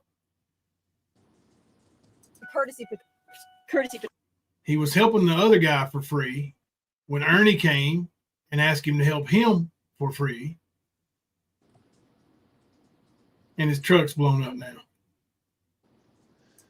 Okay, thank God we got somebody here. The car just blew up. I thought I was filming the whole thing, but I wasn't. It wasn't on. Hey, we just blew up. we just threw a rock. We threw a rod or something. I don't know. We're going down the side of the road. Engine blowed up on us. Ask him if he's a wrestling fan. Yes. Yeah. Ask if he's a wrestling fan. Are you a wrestling fan? No, not really. Oh, you're the only one in West Virginia then. Oh, really? Bluefield, What's up, bro? Right outside of Bluefield. Good, man. Good to meet What's you. your name? Jerry. Hey, Jerry. Good to meet you, man. Good to meet you guys. Yeah, we just threw a rock. Yeah, we threw a rod. Do you want me to call a record come and get it, or what do you You're want? gonna have to do that, I guess. But my buddies are gonna call his friend. Hey, Jerry, Joey, how you feeling about having to explain this to Jeremy? Do what? How you feeling about having to explain this to Jeremy? Boom, boom. Hey, man. Oh man. We just blew the engine. I don't know. The courtesy patrol. The engine just blew or something because We're on the side of the road. of oil pressure or something. We lost. Yes, we are in front of you. We're like one. Yeah, we're close to the Bluefield exit. Looks like. we're close to the Bluefield exit. Oh, wait a minute, there it is. There's the Bluefield sign. We're close to the Bluefield exit. So close. We're close to- Yet so far. Hey, maybe we could We're take right the hill now, down. We're kind of trying to coast down the hill. We don't want to do that, though, do we? We got have brakes, courtesy right? control. We got a bridge right down here we can't get on. Yeah, right. We got Just stop the behind fucker. us. Just stop it. This. Did I tell you, clusterfuck? Do I know what I'm talking about? Oh my God! I wish I was filming the whole car. It was blowing up and smoking. And Toby's going, "Get out of the car! Get out of the car!" It's gonna blow. And I started to get outside. I said,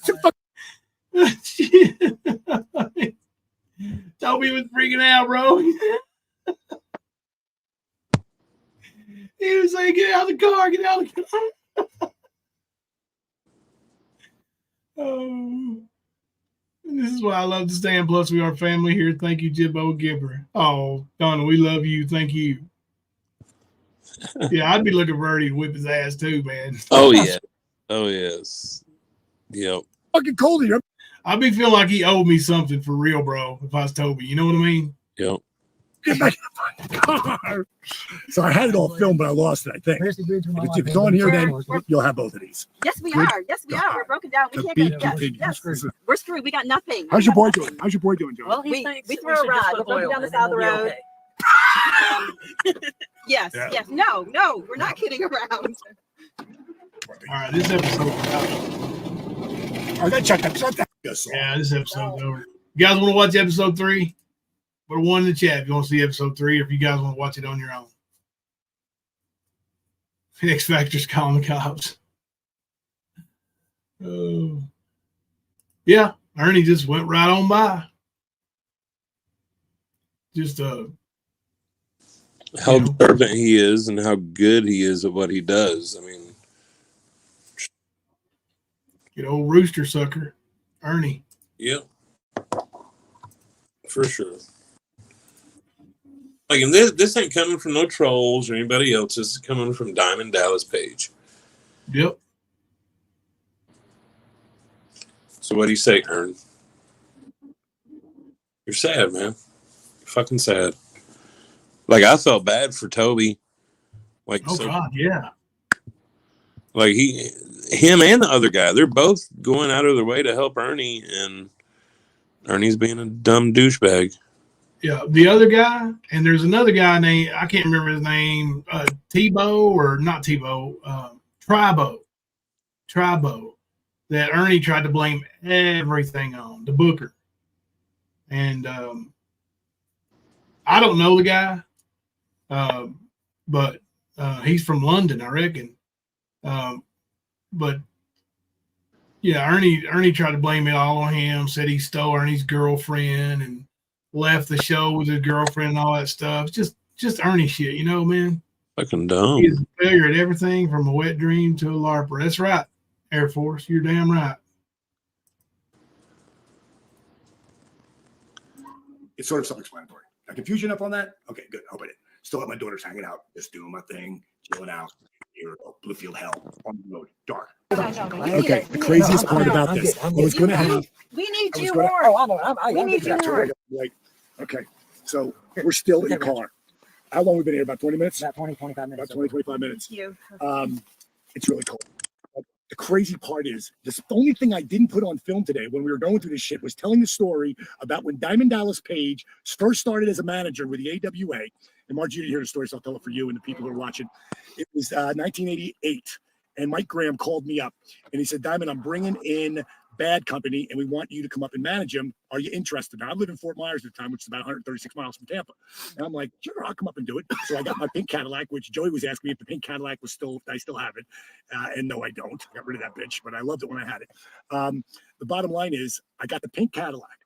And this is no bullshit. I told him this story today. I wish I filmed it so you had it there ahead of time. So just like I wish I had the car blowing up. So this guy's got a freaking WWE legend in his car, Ernie, and he didn't even send nobody to go get him. He's letting them literally freeze in a snowstorm, bro, out on the side of the road. Dude is blowing in his hand to try to keep his hands warm. Of course. Doesn't directly affect Ernie, so Ernie don't sweat it. Yeah, guarantee Ernie's warm. Piece of shit. So, what the fuck? So, I'm driving the pink Cadillac up. I've got a buddy of mine named Rock Hard Rick who wants to be a wrestler, and I got 2 Diamond Dolls with me who are Diamond Dolls. So they're on their way to the show, and I've never done a show besides with the AWA. Just done. I've never done one for our championship wrestling. So I'm going to it's for Mike Graham's father. It's the Eddie Graham Memorial. So we're on the way, and hey, quiet in the background, Joey, like down here, unless you're going to get us a ride the fuck out of here. So I know you wouldn't. So we're driving up, and I get to Venice, which is about 45 miles outside of Fort Myers, but still 90 miles outside of Tampa, and the car is running amazing. I just had everything done to it. I said the engine rebuilt, the AC is blown. It's like a brand new car. 30 days in jail. It's amazing. Over I this. go, feel this AC. I mean, feel it. And all of a sudden, smoke starts coming out the AC holes. And I'm like, no, what the hell is that shit? All of a sudden, boom, boom, boom. It's the same shit that just happened here. I threw a rod. What happens when you throw a rod, Toby? You don't go no further. Yeah. You blow up. But you called it. You called it when it was happening just now. I heard the motor going out. Yeah, I did. I heard it start knocking, and I said, we're fixing to throw a rod. Yeah, and that's what we did there. But that's the story I was telling. So I blame it all on you, Joe. Oh no, screenshotters, hit it up. Hit it up. That is Ernie's employee, Joe. But only in Appalachia can you hear somebody say, we fixing to throw a rod. He said, I said we fixing to throw a rod. This is true. Oh, but check out Joe, boy. Look at that. Goodness gracious. Make Tina look like she's got a mouthful. Yep. My fault. If you didn't ask that question, I never would have told that story, which I'm really afraid if I go all the way back home on this deal. So the bottom line is, I'm pulled over on the side of the road. Okay, this all goes back to trucks and guys helping each other out. A guy pulls over and he goes, "Hey man," he goes, "You're the guy who runs Norma Jean's Dance Club." I'm like, "Yeah." He goes, "Oh man, we love that place." I said, "Hey, you guys wrestling fans?" They're like, "Yeah, man." I go, "Hey, I'm also Diamond Dallas Page, and I'm going to a wrestling show right now at Eddie Graham Memorial in Tampa. You want to come?" They're like, "Yeah, we want to come." I go, "Will you give me a ride?" So they go, "Sure, just let's go get some beer." So they head off and they take off to go to 7-Eleven. And they just don't come back with the beer. They come back with some broad sitting in the middle of their camp. So they picked up some chick there. And here comes me and my buddy Rock Hard Rick at the case of beer in the back, chilled out, probably about 2 cases of Coors Light in the back. And we're drinking as we're going down. I think it was 95, 75? I think 75. Yeah, I should remember that. Going down 75. And I'm thinking to myself, and we're looking at the thunderclouds. If you're from Florida, you know it rains there all the time. And look at the thunderclouds, and as I'm getting ready to pull into Tampa, I can think of Diamond Dallas Page, Lear jets, limousines, movie stars, and I'm here in the back of a fucking pickup. But my rod blew. The same thing happened here, and I'm freezing my ass off right about now. Okay, to be continued. The next spot you should see is us walking into the VIP thing. Now he says it's going to be jam packed. We'll see. Okay, we're still on the side of the road. I don't know if you can see this because it's so dark, but it's literally ice on the inside of the windows. No bullshit. I just got a call from Jimmy Yang. Jimmy Yang's at the show, and Jimmy Yang, God, what was the gimmick he did in? I know he went as Jimmy Yang was in the WWE, but Jimmy came. I'll tell that story later. Well, what was the verdict from Neidhart? Well, he said, "Don't get mad, just keep the camera rolling." And then I asked him, "Oh, we are. Are there people there?" He says, "Well, there's about 20 people." Ooh, 20 people at the show so far. And they beat Diamond Dallas because Diamond Dallas Page is in a truck with ice on the inside of the windows. But Ernie ain't there, is he? Yeah. Going to be great. It's what, 5 after, 10 after 6? 10 after 6. I guess so much for the VIP. That's right. We're going to keep continuing. Okay. That's all the more reason. Calling the insurance company now. Why do we need to call the insurance company, Joey? Let's take it. Is it taken? Oh, I thought that was my teeth rattling. It's I really need cold. to talk to someone about getting a tow. Can you imagine being in that car and how long that took? Hey, Kim Louise. It's really cold. Hope you're safe. Windows, but you can't because it's all frost all the way around them. Freezing on the inside. Wonder if they frost on the phone. Kim Louise has been ducking some flooding over there, y'all. Okay, the cops are here. Praying for you, Kim Louise. The saga continues. Let's hear what this officer has to say. Oh. Can you see the smoke coming We out? might have to skip through some of this a little bit. It's not cold enough. Toby, ship them in the league. Oh, okay. So I really don't know. What's your name? Okay, can't tell. I'm down for you. Just wanted to Did the that's the card in there. did the Curtis Patrol guys stop by and get y'all record? Yeah, Yeah, they said they were going to do that. about 25 minutes ago. You're recording Let Toby. me check and see what the deal is. All Okay, right, I'll let hey, you guys know. can you get if you get a hold of them, get a hold of Mercer Record for It looks good. I'll keep it posted. All right, hanging in the back of the cop car is one of the first times I actually enjoyed being in the back of the cop car. From the outside. Okay, yo, that's right. We're finally here in the auditorium. Just getting set up.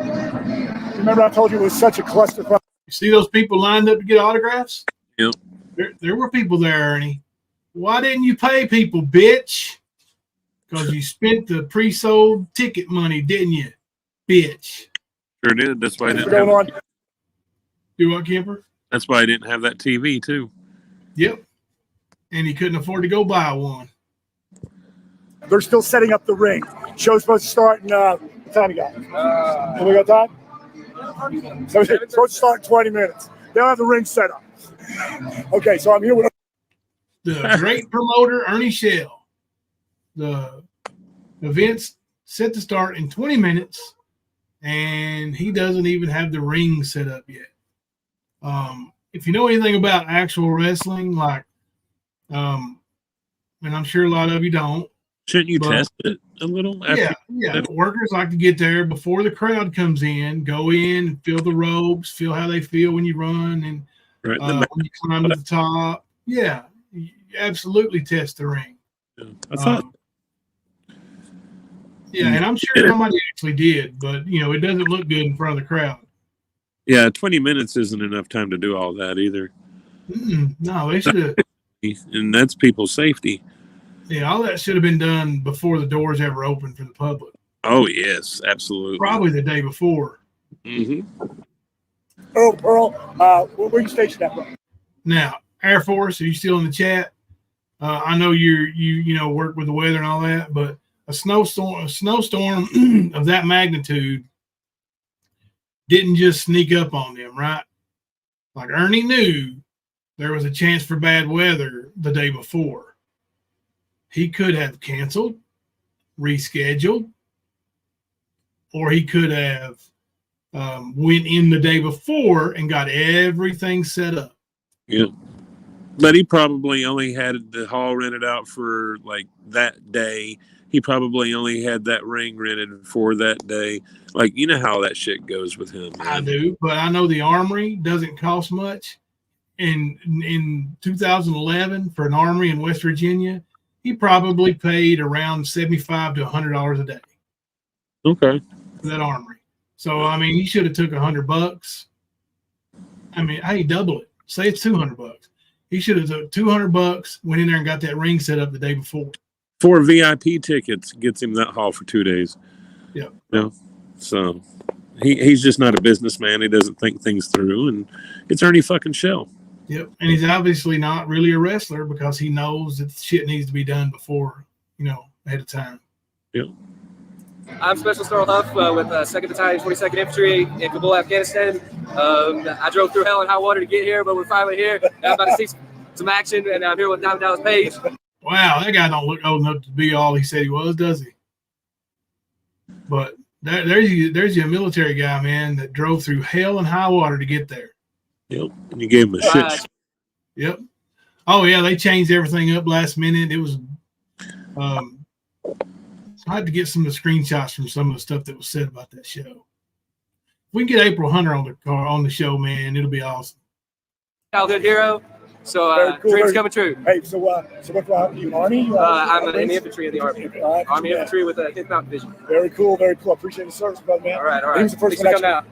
Pro is actually the first one to get a picture because when I do signs, you get a picture and a picture, but you get a picture. Right. That's what's up. So you'll be up there with me, so you'll be part of the sequence. So go to, if you're watching this on YouTube, you got to go to The Real DDP and subscribe to that blog.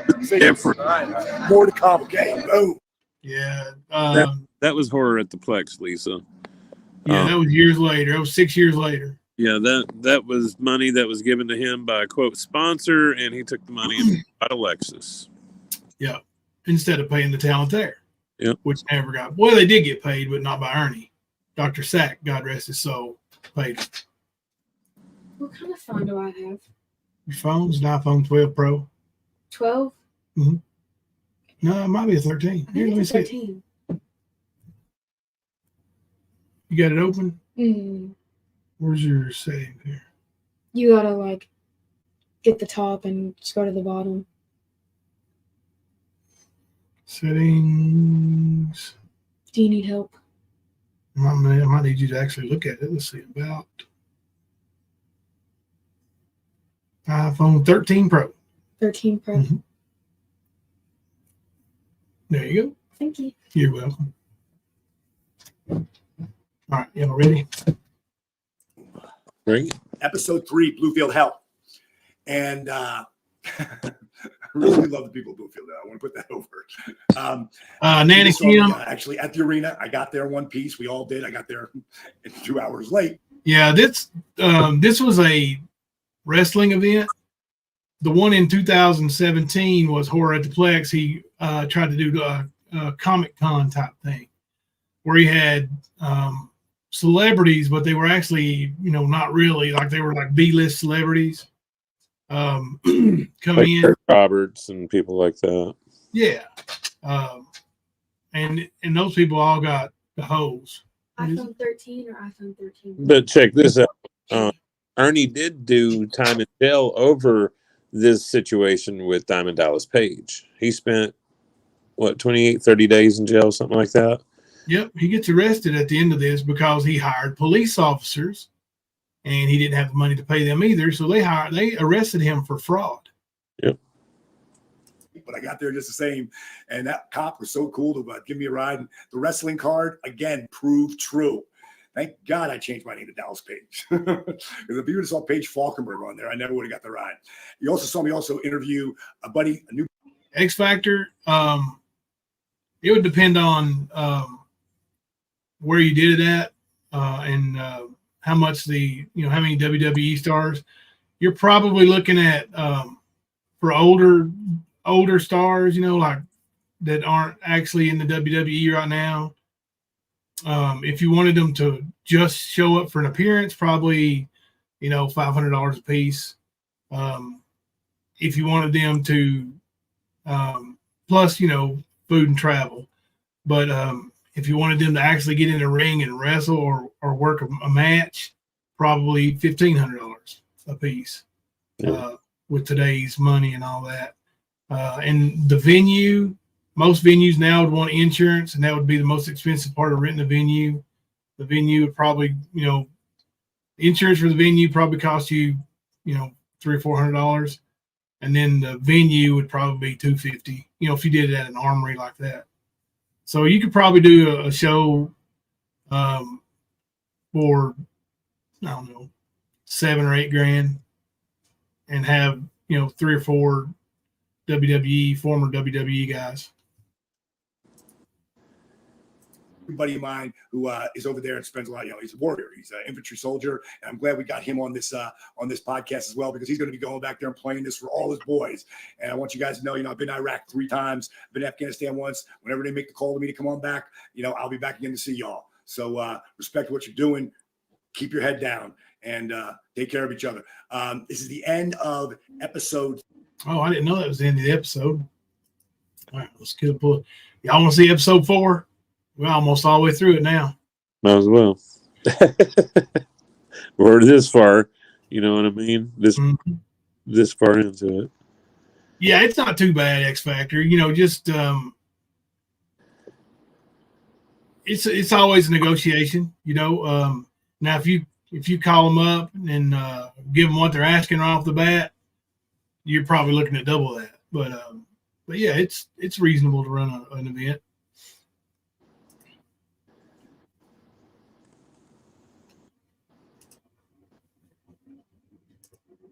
Here, I'm going to open up.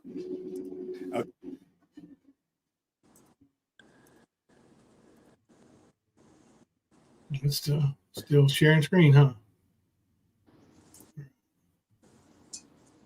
Yep. Okay, so bottom line is we're going to pick it up with Toby, because I left him because only there was not for 2 of us, and I had to take Margie with me in the back of the cop car, and because his whole front seat was all jammed up, so I couldn't take Toby. So the bottom line is my first time seeing him when he's gotten back from being in the car. It's like an hour or so later. So that's where I'm going to lead you in on. Okay, I'm back here with my man Toby, and we are actually at the building. Where the hell did you go? I left you in the car. I went and got me a car to run. Yeah, but what happened with we left you there? I felt so bad. I said to Marlene, I said, oh man, God, we gotta go back. And she goes, he'll be right. And I was like, man, how did you? As soon as y'all pulled out, the record driver pulled it. No shit. Yeah, as soon as y'all pulled out. Okay. Well, I'm glad to have you here, bro, and I appreciate it. I appreciate your day, bro. And there's your boys right here. This is Mark Caleb. Caleb, you'll be on the internet, Caleb. What's your buddy's name? Say hello. Okay. So many people are starting to fill in a little bit here. It's going to be a light crowd. A lot of wind, a lot of snow. Bad night. Okay, I'm back with backstage here with my boy Jimmy Yankton. Yeah. I got to tell you, this cat right here, I know him since he was 15 years old. Is that old you were? Yeah, 15, 16. You tell the people what happened. I was DDP's monkey. He just called me, hey, monkey boy. No, we did Halloween. So I'm back in my house. Was that 97? Yeah. 97. So you have the title. Yeah. So I was on fire. It was Thanksgiving. It was Halloween. Halloween. So at Halloween, Kim calls me. She goes, "Hey, you got to come out here. You got to see these guys." I come out there. It's you. Who's with you? Me, Ryan Forrester, Ryan, my brother, all our neighborhood guys that we knew DDP live close by. So who you dressed? You dressed as Sting. I was dressed as Sting, you know, and yeah, we were big fans, biggest marks ever. We used to stop DDP. So wait, don't spoil the story. So the bottom line is, I come out and he's got Ryan's got the DDP shirt on. He's got his ribs, he got it all going on. So I take the pictures with him, and then I'm doing Christmas time, and I'm like Chevy Chase. I got Christmas lights everywhere. They come up on the man, DDP, man, put that in your house, huh? And start asking me wrestling questions. I'm like, hey, listen, you can ask wrestling questions, but you need to pick up some lights. Yeah, get up that ladder. Hold on, you take care of that tree over there. You're gonna get Santa Claus in the back, bring out the reindeer and shit. So they helped me with that, and then like in February, I'm taking shit down. It's like, it's way past Christmas, but I'm on the road so much, I got no time. And there's Jimmy and his boys again. Yeah, we used to drive by his house like 5 times a day. I thought it was just like a miracle that they were there as I was taking 15 years ago, probably. But in the beginning, Richard put this together and he put the pictures up of all the guys who died. Oh, he actually said, I can't see through your shit. What are you doing? Are you crazy? Oh my God, he's 15. I go, he doesn't give a. All right, man. So this is probably we're gonna be closing this out soon. I'll probably have a couple more breaks, but I wanted to get Jimmy because I knew he was on this road trip here. And how many hours did you drive for the show? 6 hours in the snow. 6 hours. So if you drove 6 hours in the snow to not get paid. Cool. Wrestler, understand, man, it's a grind. All right, we're still going to continue this thing here. To be continued. Give it to him, Jimmy. This was your truck. Yeah. Oh God, dude. So what was runs you had when you were in the truck? That wasn't the first time he drove a truck. He's done it twice now. Seriously? Yeah. And you let him use the damn thing again? We got you the last time. I tell you. What wasn't even him? Toby knows he's man. Stingy don't sound right. Yeah, I got you did it, man. I had to put you in the episode, man, because you handle it like a champion. shit happens. Oh yeah. Yeah. Okay, I'm here with Jack Blaze, and just inducted me into the Hall of Fame and put this nice little video together. Of course, South. That TV belongs to the National Guard Armory, by the way.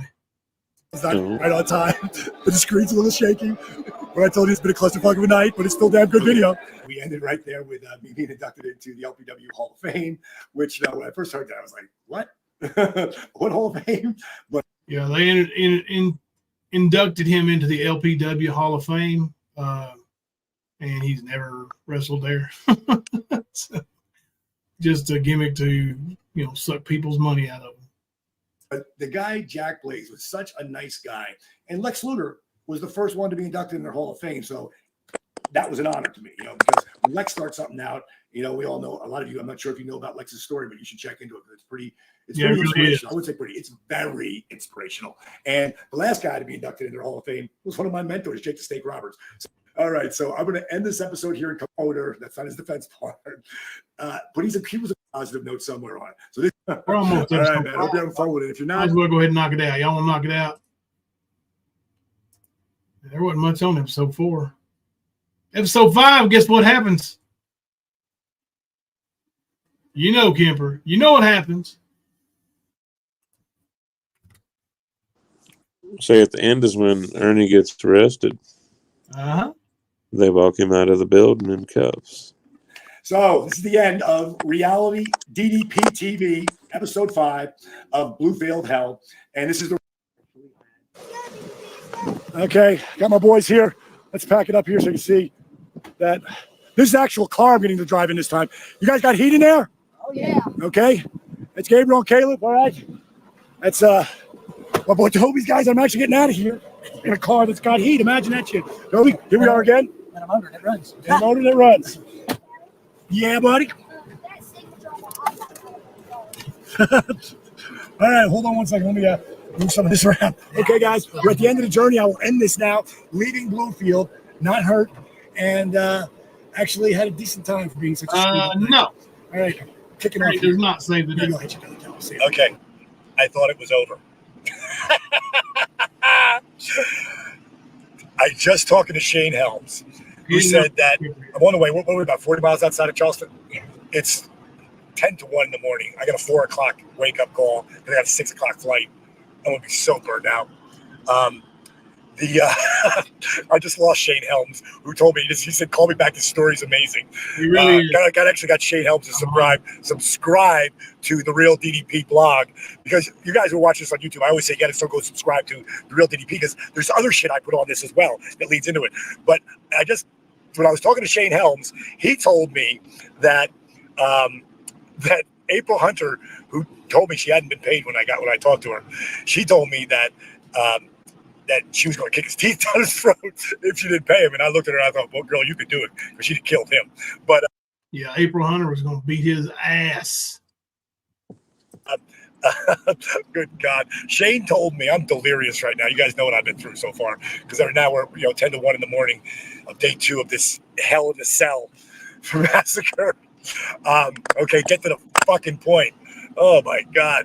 So he told me that April put on her tweets that the promoter got arrested. Ernie got arrested.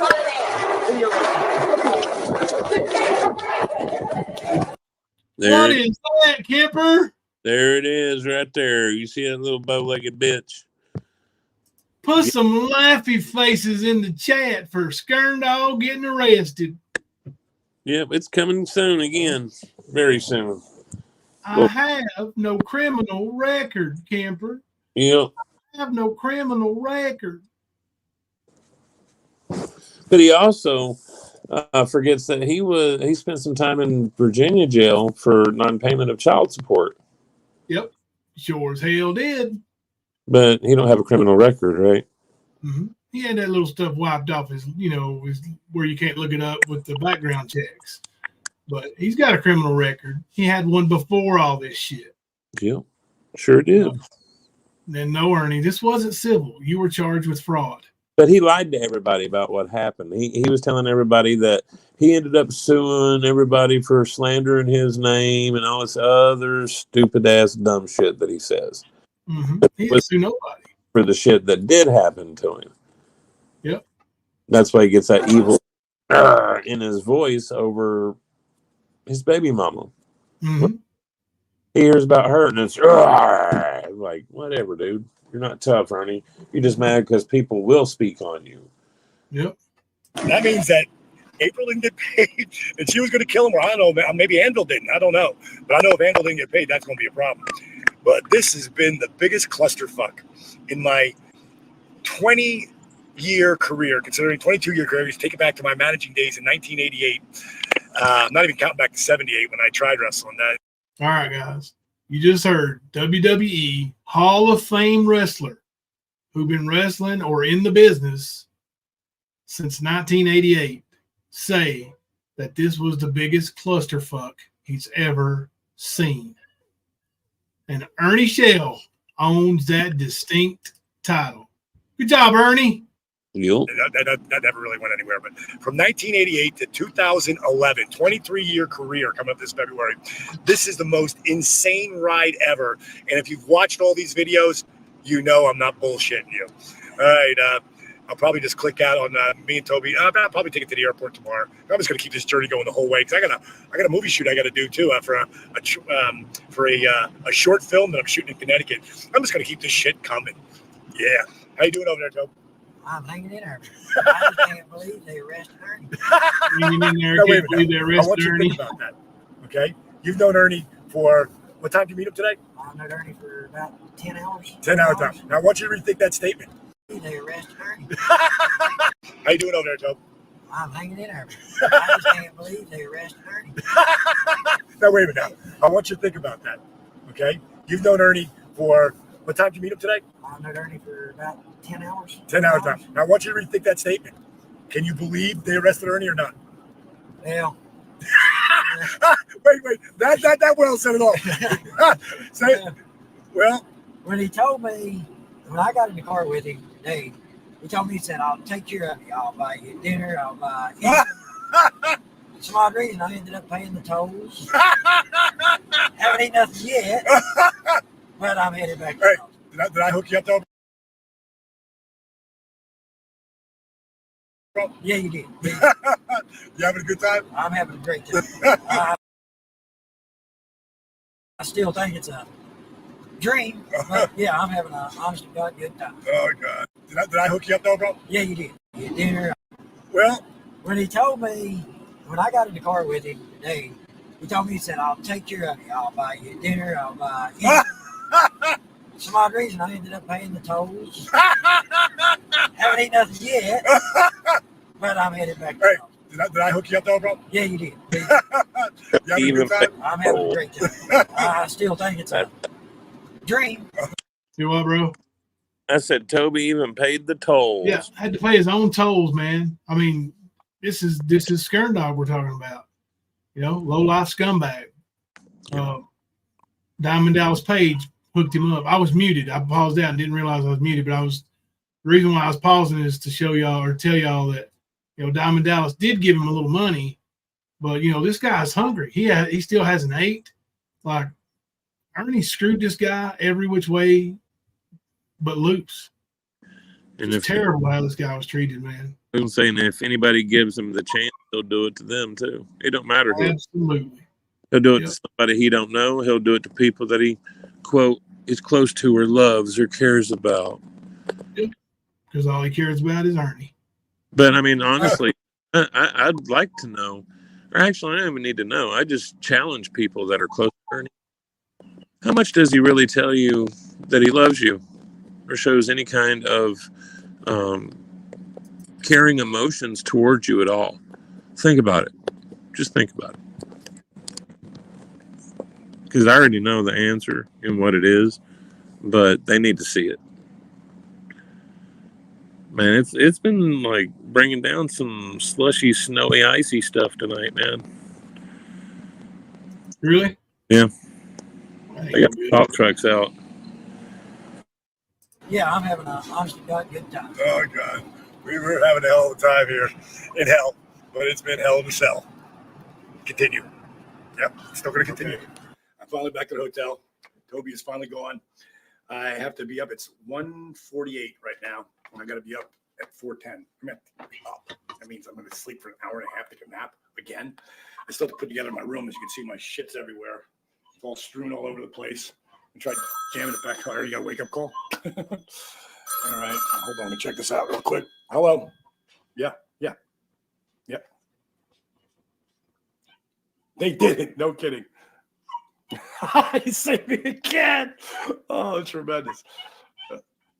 All right, brother. So stay in touch, right? That's it. So that was Toby again. Cue the telephone. I had me down for, I had a wake-up call at 4:10. If I miss that, then I miss going to see my daughters in Birmingham, which I didn't realize I had to connect to Atlanta. I thought I had a straight flight there. What the hell? I was thinking of flying Delta, so whatever. Oh, what a day, man. I mean, this is the craziest trip I've ever been on ever. So I'm going to actually create a whole new blog here, and I'm going to call this Reality TV with DDP. This whole episode will be starting with one. I don't know where I am right now, but I'm just going to keep this going. I'm going to keep it going throughout this trip and see what happens, and occasionally just check in and let you know where the hell I'm at. So that's it. To be continued.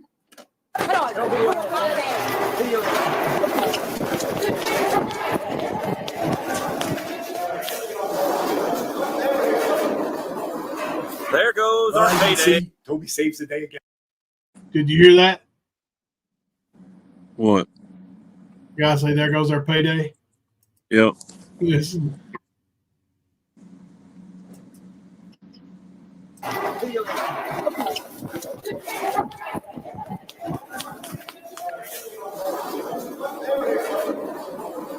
There goes our payday. Toby saves the day again because as we were walking into the hotel, the guy at the desk says to me, "So DDP, you're gonna need a wake up." I said, "Absolutely." So I gave him my wake up at 10 after 4. And when Toby went down, he said, "What room do you have Diamond in?" And he told him, and it was the wrong room. So Toby saved my ass again. And I think I've made Toby a YouTube internet star in Bluefield, West Virginia. This is the end of Bluefield hell. And I want to put this out again that I love the people of Bluefield, West Virginia. And overall, I love West Virginia. It's a beautiful, part of the country. And the people are great. They're down to earth. This is all about Ernie, the shady promoter, and the clusterfuck that ensued. There it is. Pick this up, episode 5. Let's hear it again. Stop watching. This is all about Ernie, the shady promoter, and the clusterfuck that ensued. And part of the country, and the people are great. They're down to earth. This is all about Ernie, the shady promoter, and the clusterfuck that ensued. And this is, you just picked this up, episode 5. You want to stop watching here, go back to episode 1, and watch them all of Bluefield Hell. That's all I got for you right now. I am still in Birmingham at my daughter's place. Her and her boyfriend Jim got a sweet crib. All right, y'all. That is it for Bluefield Hell. I didn't plan on showing that all tonight, but you guys seemed entertained by it, and it's entertaining as hell. I've watched it probably 10 times overall. It's funny, and it shows that Ernie don't care. He'll scam anybody. Ernie would scam anybody. As far back as 2011. Yeah, 2011, and the Spider-Man mask that he had that he sold to about 50 different people was even before that. Yeah. Oh, he's been doing it solid for 15 that I've seen, between that Spider-Man outfit, between the horror at the Plex, his mask making days, his bounty hunting days. He's so full of shit, bro. But want to believe him. I mean, so I get it. Guys and L. Kennedy, there's a bunch of stuff for y'all to clip and have fun with right there. I mean, there's all kinds of gold in that. I mean, you got a legend, and I'm not talking about Kemper. You got a legend other than Kemper saying that Ernie is shady. A Hall of Famer, and you could say wrestling's fake all you want, but that guy right there put asses in the seats. He entertained, millions of people over the span of his career, and he done it with grace, and and he never was a scumbag like Ernie. And let me tell you something. In the wrestling business, there's a lot of fucking scumbags. I mean, a lot of them. And promoters, shady promoters everywhere. Yep. For him to say that Ernie is the shadiest he's ever been around, that says a lot. It does. But Ernie, when he does it right. He fucks up. He does it right.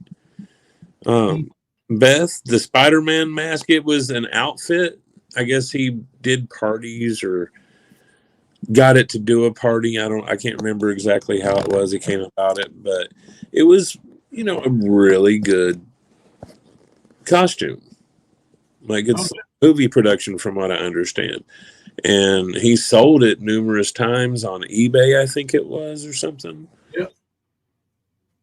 He would just sell it and not deliver it, and he had quite a few people sending money for it. That was before, all of this was long before he tried to do the collecting money for the underprivileged families at Christmas time. Just, 3 years ago? 4 years ago. 4 years ago. Yeah, that was right before we started our YouTube channel. Yep, that was the Christmas before. Yep, sure was.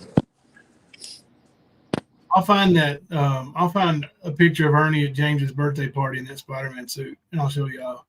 I probably won't be able to find it tonight, but I will. It's on my phone somewhere. But any way that he could scam, he has. He has. I mean, when the opportunity presents itself, Ernie jumps on it. Yeah. He's a sucker. Believe me, he's got a story for you, and you're about to give him some money or give him a ride or pay for a hotel room or something. Yep, absolutely. So that's the way he rolls. Yep, it's not in this. He loves a person that's in a bad spot in life, whether it be emotionally, physically, whatever. He loves those people. I need my password. Because he straight up exploits that. Yep. I don't think the dude's ever had any morals, to be honest. I don't think he ever has.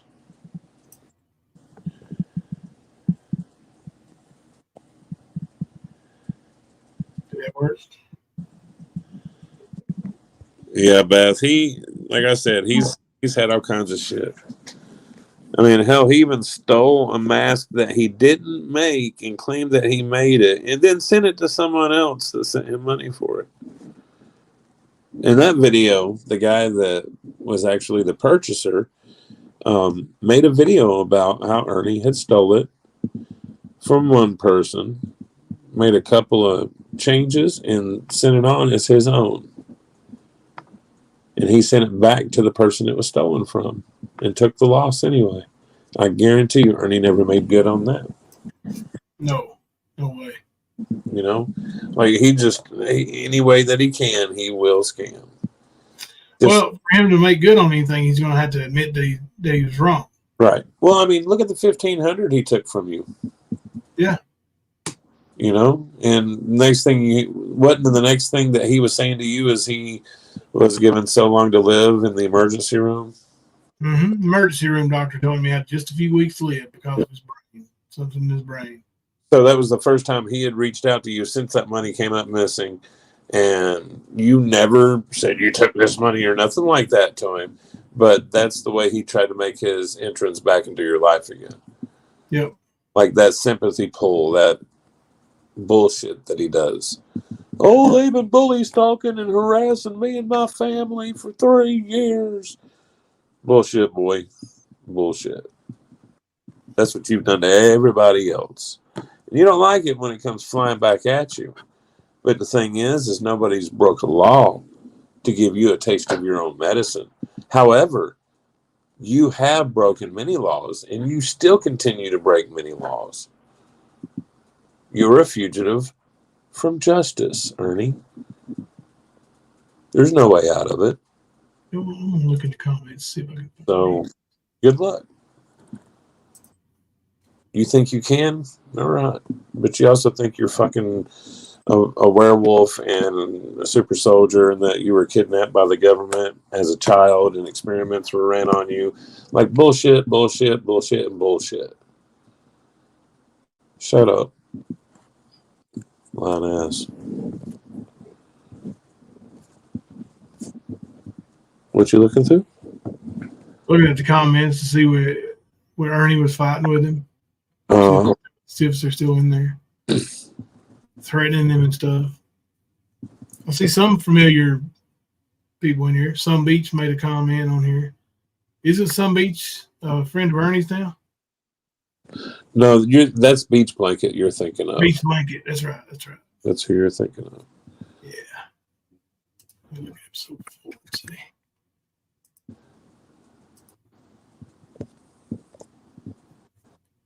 Let me start with episode 1.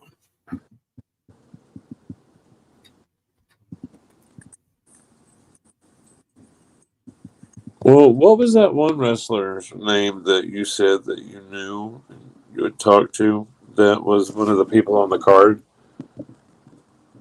Was it a Chase or something? Chance Prophet. Chance, that's it. Chance. Mm-hmm. This is somebody else showing it. That's weird.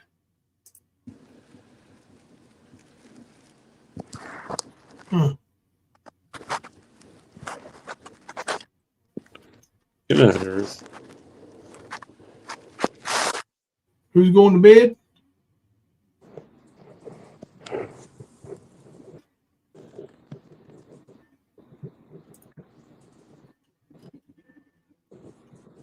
Yeah, this was uploaded 12 years ago. 28 comments. He's a sad ass bastard. There's somebody, Renee. She comes in here. She comes in here. Who? That Renee. Oh, okay. Ronnie, yeah. People saying Toby's the best dude ever. Toby's a good dude, man. I think he had a good time for what happened, but Ernie still treated him horribly, like he does everybody. Yeah, Toby will never forget meeting DDP and spending the whole day with him, taking him to the hotel. Oh man, like DDP rode shotgun with Toby. Like, that's significant, man. I wasn't just giving a ride, man. Like, he was your co-pilot.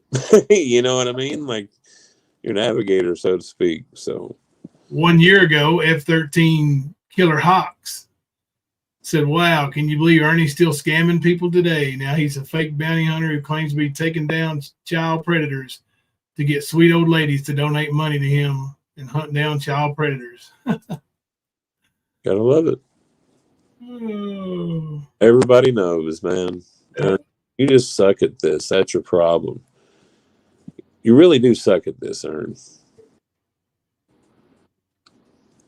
He sucks at being a good person, man. He just can't be a good person. Celebrities facing prison time in 2024. Yeah, he must have went back and deleted all his comments, or DDP did. Some of them were threatening DDP, man. I know he was talking some mad shit when I heard it or read it. I was like, what the hell? Like, is he stupid? And yeah, he's definitely stupid. Yeah, it's Ernie. So, yeah, he is stupid.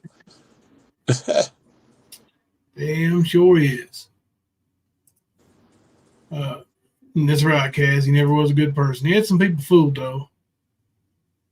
Good night, Renee. Mammoth is old, but not a sweet old lady.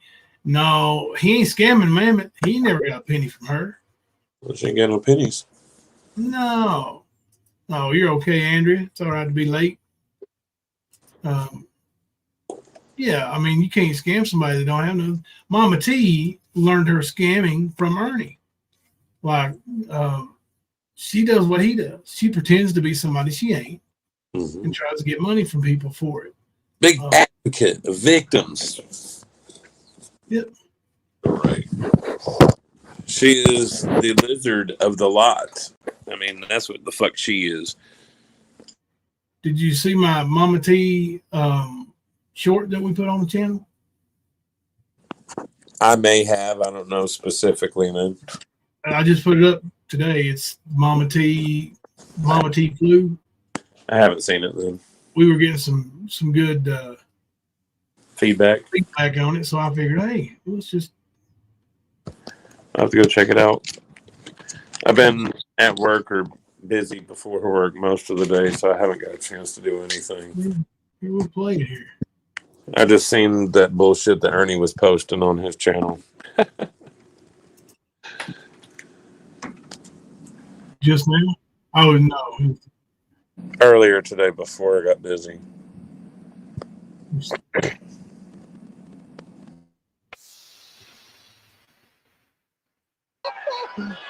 And tomorrow, Mama T, well, maybe about 3 or 4 more days, Mama T's going to get sick. It's time for the Mama T flu. You know, around the 6th, 7th day of the month, every month, like clockwork.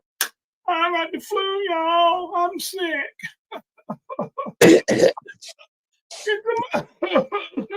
I'm going to the doctor. Yeah, horseshit, bitch. Grow up. And tomorrow, oh, there you go. If anybody wants to watch that, I'll put a link in the chat for that. I put that on. Good night, Queen Ash. Yeah, good night, Queen. So, Mammoth is in love with her, and I believe that. I really do. Mammoth has scammed a lot of money from the Mean Girls. Yeah, Lisa Bradley. She scammed from the Mean Girls. She scammed from a lot of people that ain't Mean Girls, too. Yeah, she scammed from tigers. She absolutely has. Yeah. Not necessarily scammed, double dipped. I know she's done that a lot. I know she's e-bagged. I know she borrow, you know. Yeah. Well, that's why I double dip and like, can I get 20 and ask like 6 different people. Yeah, but when you borrow something, man, and have zero intentions of paying it back, that's a scam. Yeah, it's not a borrow, it's a lie. That's yeah. And you know, look, I understand that people get in a hard way, but if you're in such a hard way that you know you're not going to be able to pay it back, and you borrow it under the pretense that you're going to, well, it's a scam. I borrowed money from people before and then got to a situation that I couldn't pay it back when I said I could. But I think that's a little different. Mama T knows she can't pay it back. She didn't have any money. So what's she going to pay them with? somebody else's money. Right. Taylor, Ernie actually admitted, what was it, last March? Or no, it was the one before, when he got pulled over for walking down the middle of the highway in Madison County at 4 a.m. He told the cop that he had advised that he had been using methamphetamines. It's in the police report. So he actually admitted to it, which we all knew he was on the shit, but he admitted then, and then he tried to lie about it being drug tested and all this other dumb shit that never went down. Because he knows that he's on that shit. Hey, Nubs. Yeah, Donna said Mama T's not going to mention you and Kemper anymore. She's taking her channel in a new, no drama direction. Well, good for you, Mammoth. I hope you do. I hope you do. Hope she breaks away from her, and she needs to if she wants to have any kind of credibility. Yeah, I mean, she's gonna have to work on her own fuck ups already, where she's lied on people, but carrying Ernie's weight too, that's a lot to carry, man. Yeah. But you know, you said a lot of dumb shit, Mom T. So I mean, I just can't just stop, you know. If anybody can donate tonight, I would appreciate it. I would like to eat. You see right there? That's funny. But when she said that, she was tugging on the heartstrings. You know, I'm hungry, y'all. Please feed me. Or go get a job, Mama T. Feed yourself. And she could have, because she's got one now, right? So, I mean, come on. Come on. Come on. Well, honestly, man, I really think, I was thinking about this the other day. I really think that Oregon might have come and picked up Butch. Could be. After he got in trouble. Like, they know he's got outstanding felonies. You know, why not say, hey, we'll meet you at the line? You know, I was just thinking that's possible because we know that he had those outstanding warrants like Ernie had. Oh, yeah, Taylor. We showed Ernie's addiction discharge papers. Yeah. Where they told him to get check himself into a rehab facility for addiction. Yeah, his treatment plan for after him having one of his breakdowns. Yeah.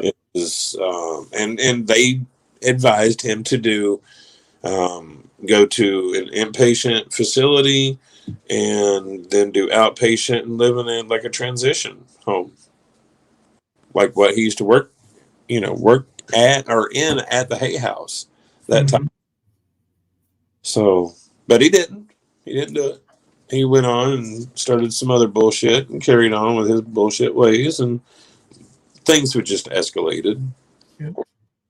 Yeah, Andrea, Kemper's got a seat. One of those seats belonged to Kemper there at that table. Lisa Bradley, has he said anything else about that jet? He mentioned it, like Bill having a jet and he's got access to it, but you're never going to see that jet again. Never. Unless he shows another video that he took while he was there that day. And that's possible. You know, I can see Ernie taking videos and putting them back in, you know, for a rainy day. Yeah. Wouldn't put that past him one bit. It was treatment plan. No, said I watched him for a little bit. Oh, you got it. I watched him a little bit the other day while he is a fucked up individual. Yes, he is. No, he sure is.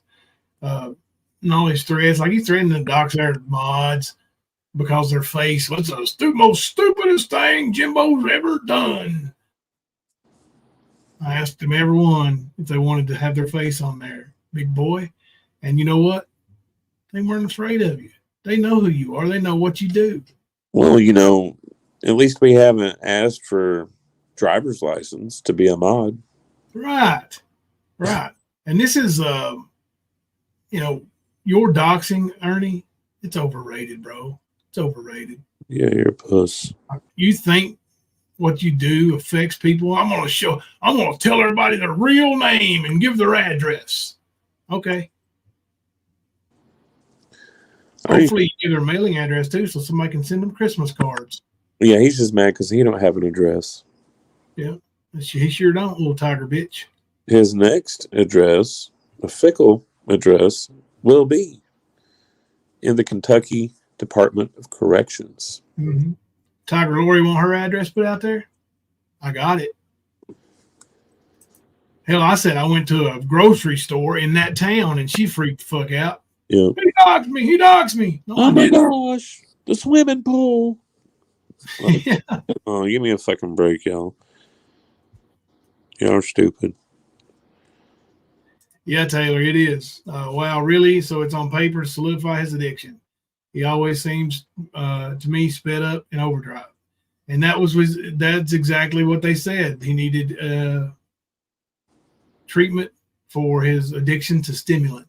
Yeah. So, whatever that could be. And it doesn't help the fact that he's paranoid schizophrenic. So he's got that manic undertone going all the time. And when you add that shit to it, and then you add this bullshit with him having to run from the law and everything, that kind of shit builds up. That's when the little fucker starts running down the highway. Mm-hmm. Playing Okay, flop. talking about the hooker? I mean, escort. They had on channel the other night. Yeah, she was disgusting. She was disgusting. Ernie, have you ever had chocolate? Would you like some chocolate? Ernie's like, well, I don't know. I'm a little chocolate myself, but right now I'm a little yellow. That's right. I said yellow. Y-E-L-L-A, yellow. I'm from the country. It's either that or you say it with E-R, right, Kemper? Yeller? She never cried when old Yeller died. She wasn't washed in the blood of the lamb. Yeah, he is yellow. He is.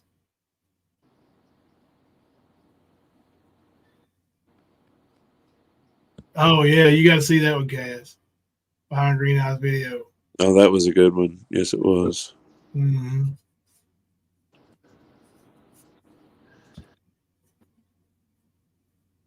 She didn't look manly enough for Ernie. Oh, she kind of manly looking. Close. It's close.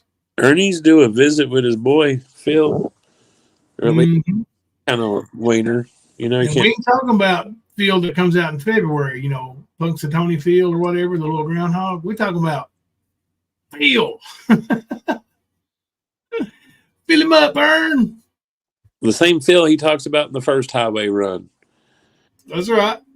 Yeah. Because that first highway, Phil. the day before, he's tweaking out in Phil's apartment with Phil. And then the next day, he's calling the cops over and over because somebody's coming after him. They're outside. They're outside. Yep. And then, of course, say, next time you call and we show up and ain't nobody here, we're going to have to take you to the hospital. Yep. That's what he does there for us. He gave out my address and everyone saw my business page online. I gained 75 new subscribers that night. It was great. People know what a scammer he is. People just laugh at him. That's right. When we had Alex on, we got nearly 200 new subscribers in a 24-hour period. But even since then, we've been getting 3 or 4 more a day. That's not, 3 or 4 more is not a whole lot, but it adds up. We're up to 8,000, over 8,500 now, like 512, something like that. And, I don't think any of them find Ernie credible. If they did, well, Ernie, they wouldn't have subscribed here after seeing what we said about you. Papercut Tina has got to be one of the most gullible women on the planet and a little bit thirsty, too. Oh, she thirsty. She might be thirsting to death. Of course, Ernie's going to go see her, right? Out in Seattle. Yeah, he's going to go everywhere. I live 2 hours from Seattle, Ernie. Don't matter. I'll take you to Seattle. He's not going to take a bus ride that far. Yeah. Private jet, bro. Private jet. He gave the bus up. Yeah. Don't you know everybody goes from riding a Greyhound to riding in a $20 million private jet? Right. That's the next step. I don't know what you do after that. unless become president and get Air Force One. And that thing's running all the time too, all the time. Mm-hmm. Never stops running. Yep. And we would have seen Ernie actually on the jet in the air flying. That's what he was going to do, but the check engine light came on. I think it was low on oil or something. Probably. But he remembered he had flashbacks to Toby, and he didn't want to be in the air and sling a rod. Right. Start getting the fucking smoke coming through the vents. Yeah, is that where he was headed, Lisa? He was headed to go. He was going to go fly and see Mammoth, but the jet broke down. Yeah. Here comes our train, Kemp. Here's the train coming. It's rolling around the bend. I ain't seen the sunshine since I don't know when. Next step is pimp on a blimp. There you go, X Factor. Have you ever seen the inside of the blimp, bro? It's badass. Oh, yeah. All that stuff's I don't know how women can be thirsty for Ernie. Gaz, have you seen the women that thirst for Ernie? I mean, it's, they're pretty nasty. I do see that the Liberators and FBI, Terra have found a home over there. Oh, yeah. Well, you expected that. I mean, that's where the Liberators came from, was Ernie. Mm-hmm. So I fully expected that to happen. And they don't have any morals either, so it is what it is. Whoever he's staying with is bad news. A moral person wouldn't keep him hidden unless they are unaware of his morals. I agree. It takes a piece of trash to hide him like that. I 100% agree. And I guarantee you, whoever he's staying with knows. Yeah. Cass said, okay, Jimbo, you won. Those ugly women, right? Those ugly women. Hey, Nana Kim, you would think his millionaire sponsor would buy him a bus. Listen, if Ernie gets a bus, I expect a bus, okay? He's spending all that money. You put Kemper's face on one side, put my face on the other. But, if Ernie gets a bus, a traveling bus, I expect. Now, I don't expect you to spend, millions on a jet. But I would appreciate a bus. 100%. Wouldn't you, Kemper, when you like to have a bus? Oh, yeah. It'd be cool. Mustard and biscuits. Mm-hmm. That's right. Jib shit hanging with BRD. Who? Who's BRD? I don't know. More details, Penny Positive. More details. Thank you, Nana Kim. I knew she'd hook us up with a bus if Ernie got one. I knew she would. Only if Ernie gets one, though.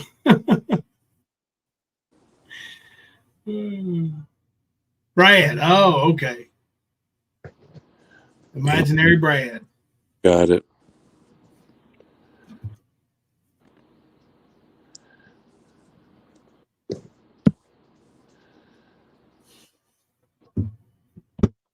All right.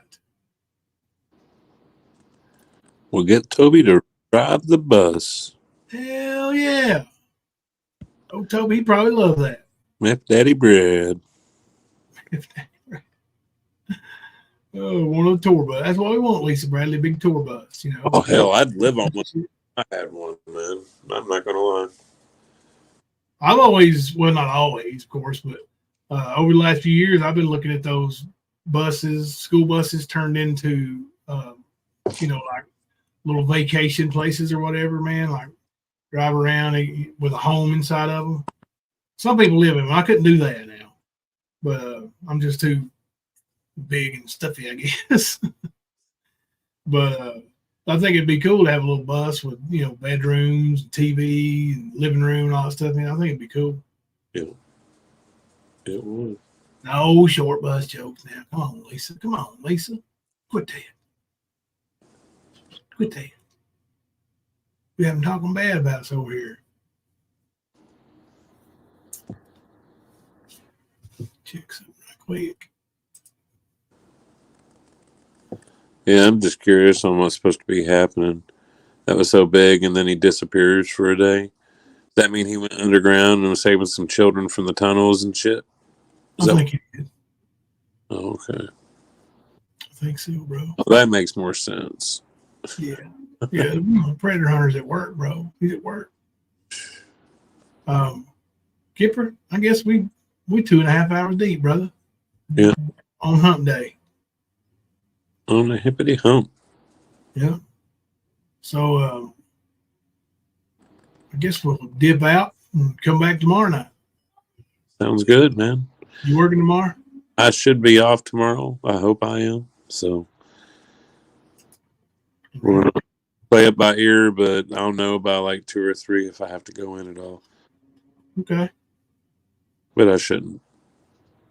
So if we go early, we could. All right. Yeah, we might start a little earlier tomorrow night, y'all. We'll see. Actually, Hunter got a game, so I don't know how early we can start, but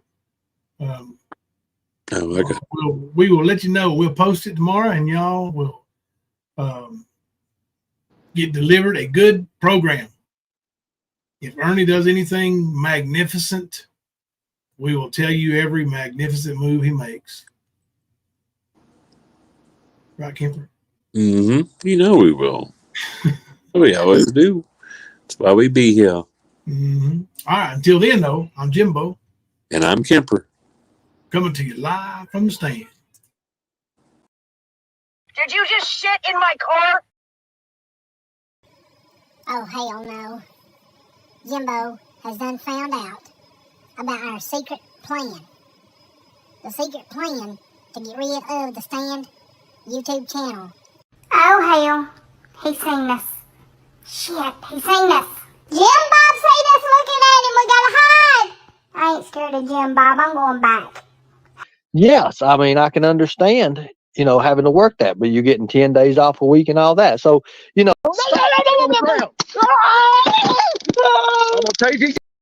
Because I ain't no sissy la-la like some of these motherfucking YouTubers. Just saying. Just saying. Yeah. Just saying. Sometimes I get so mad, there's no controlling me. My thoughts get so bad, I'm like, I might grab a bat, I don't know. My wrath, my blood boils over like, oh God, here goes. I lost all feeling from my head to my toes. You said some shit that I can't let go, so just stay tuned for the rest of the show. So have you ever felt betrayed? Switches how you see things, realize something needs change. Cause I know you got me up, let me show you what's up. Cause enough is enough. I'll take a face full of pavement just to make a statement. I know there's no turning back. Oh God, adrenaline wasted, so mad I can taste it. I know there's no turning back. I'll do what it takes, I ain't making mistakes like that. I'll bleed on your face to make you go take it back. I lose my shit, I go crazy when I'm mad. And now you go wish you would shut the fuck up real bad.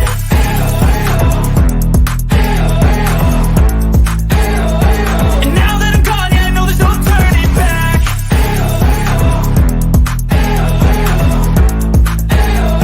And now that I'm gone, yeah, I know there's no turning back. I'll take smoke, I'ma poke a hole through you, choking's overdue. Come at me and you won't get any older, dude. Crack your holder too. Heating up inside of me, blood so violently. Thanks for trying me. Now it's finally time to see how this rivalry becomes a dynasty. Women's boobs are their balls. They're just not down there. So yes, gentlemen, we have bigger balls than you do. What? Say what?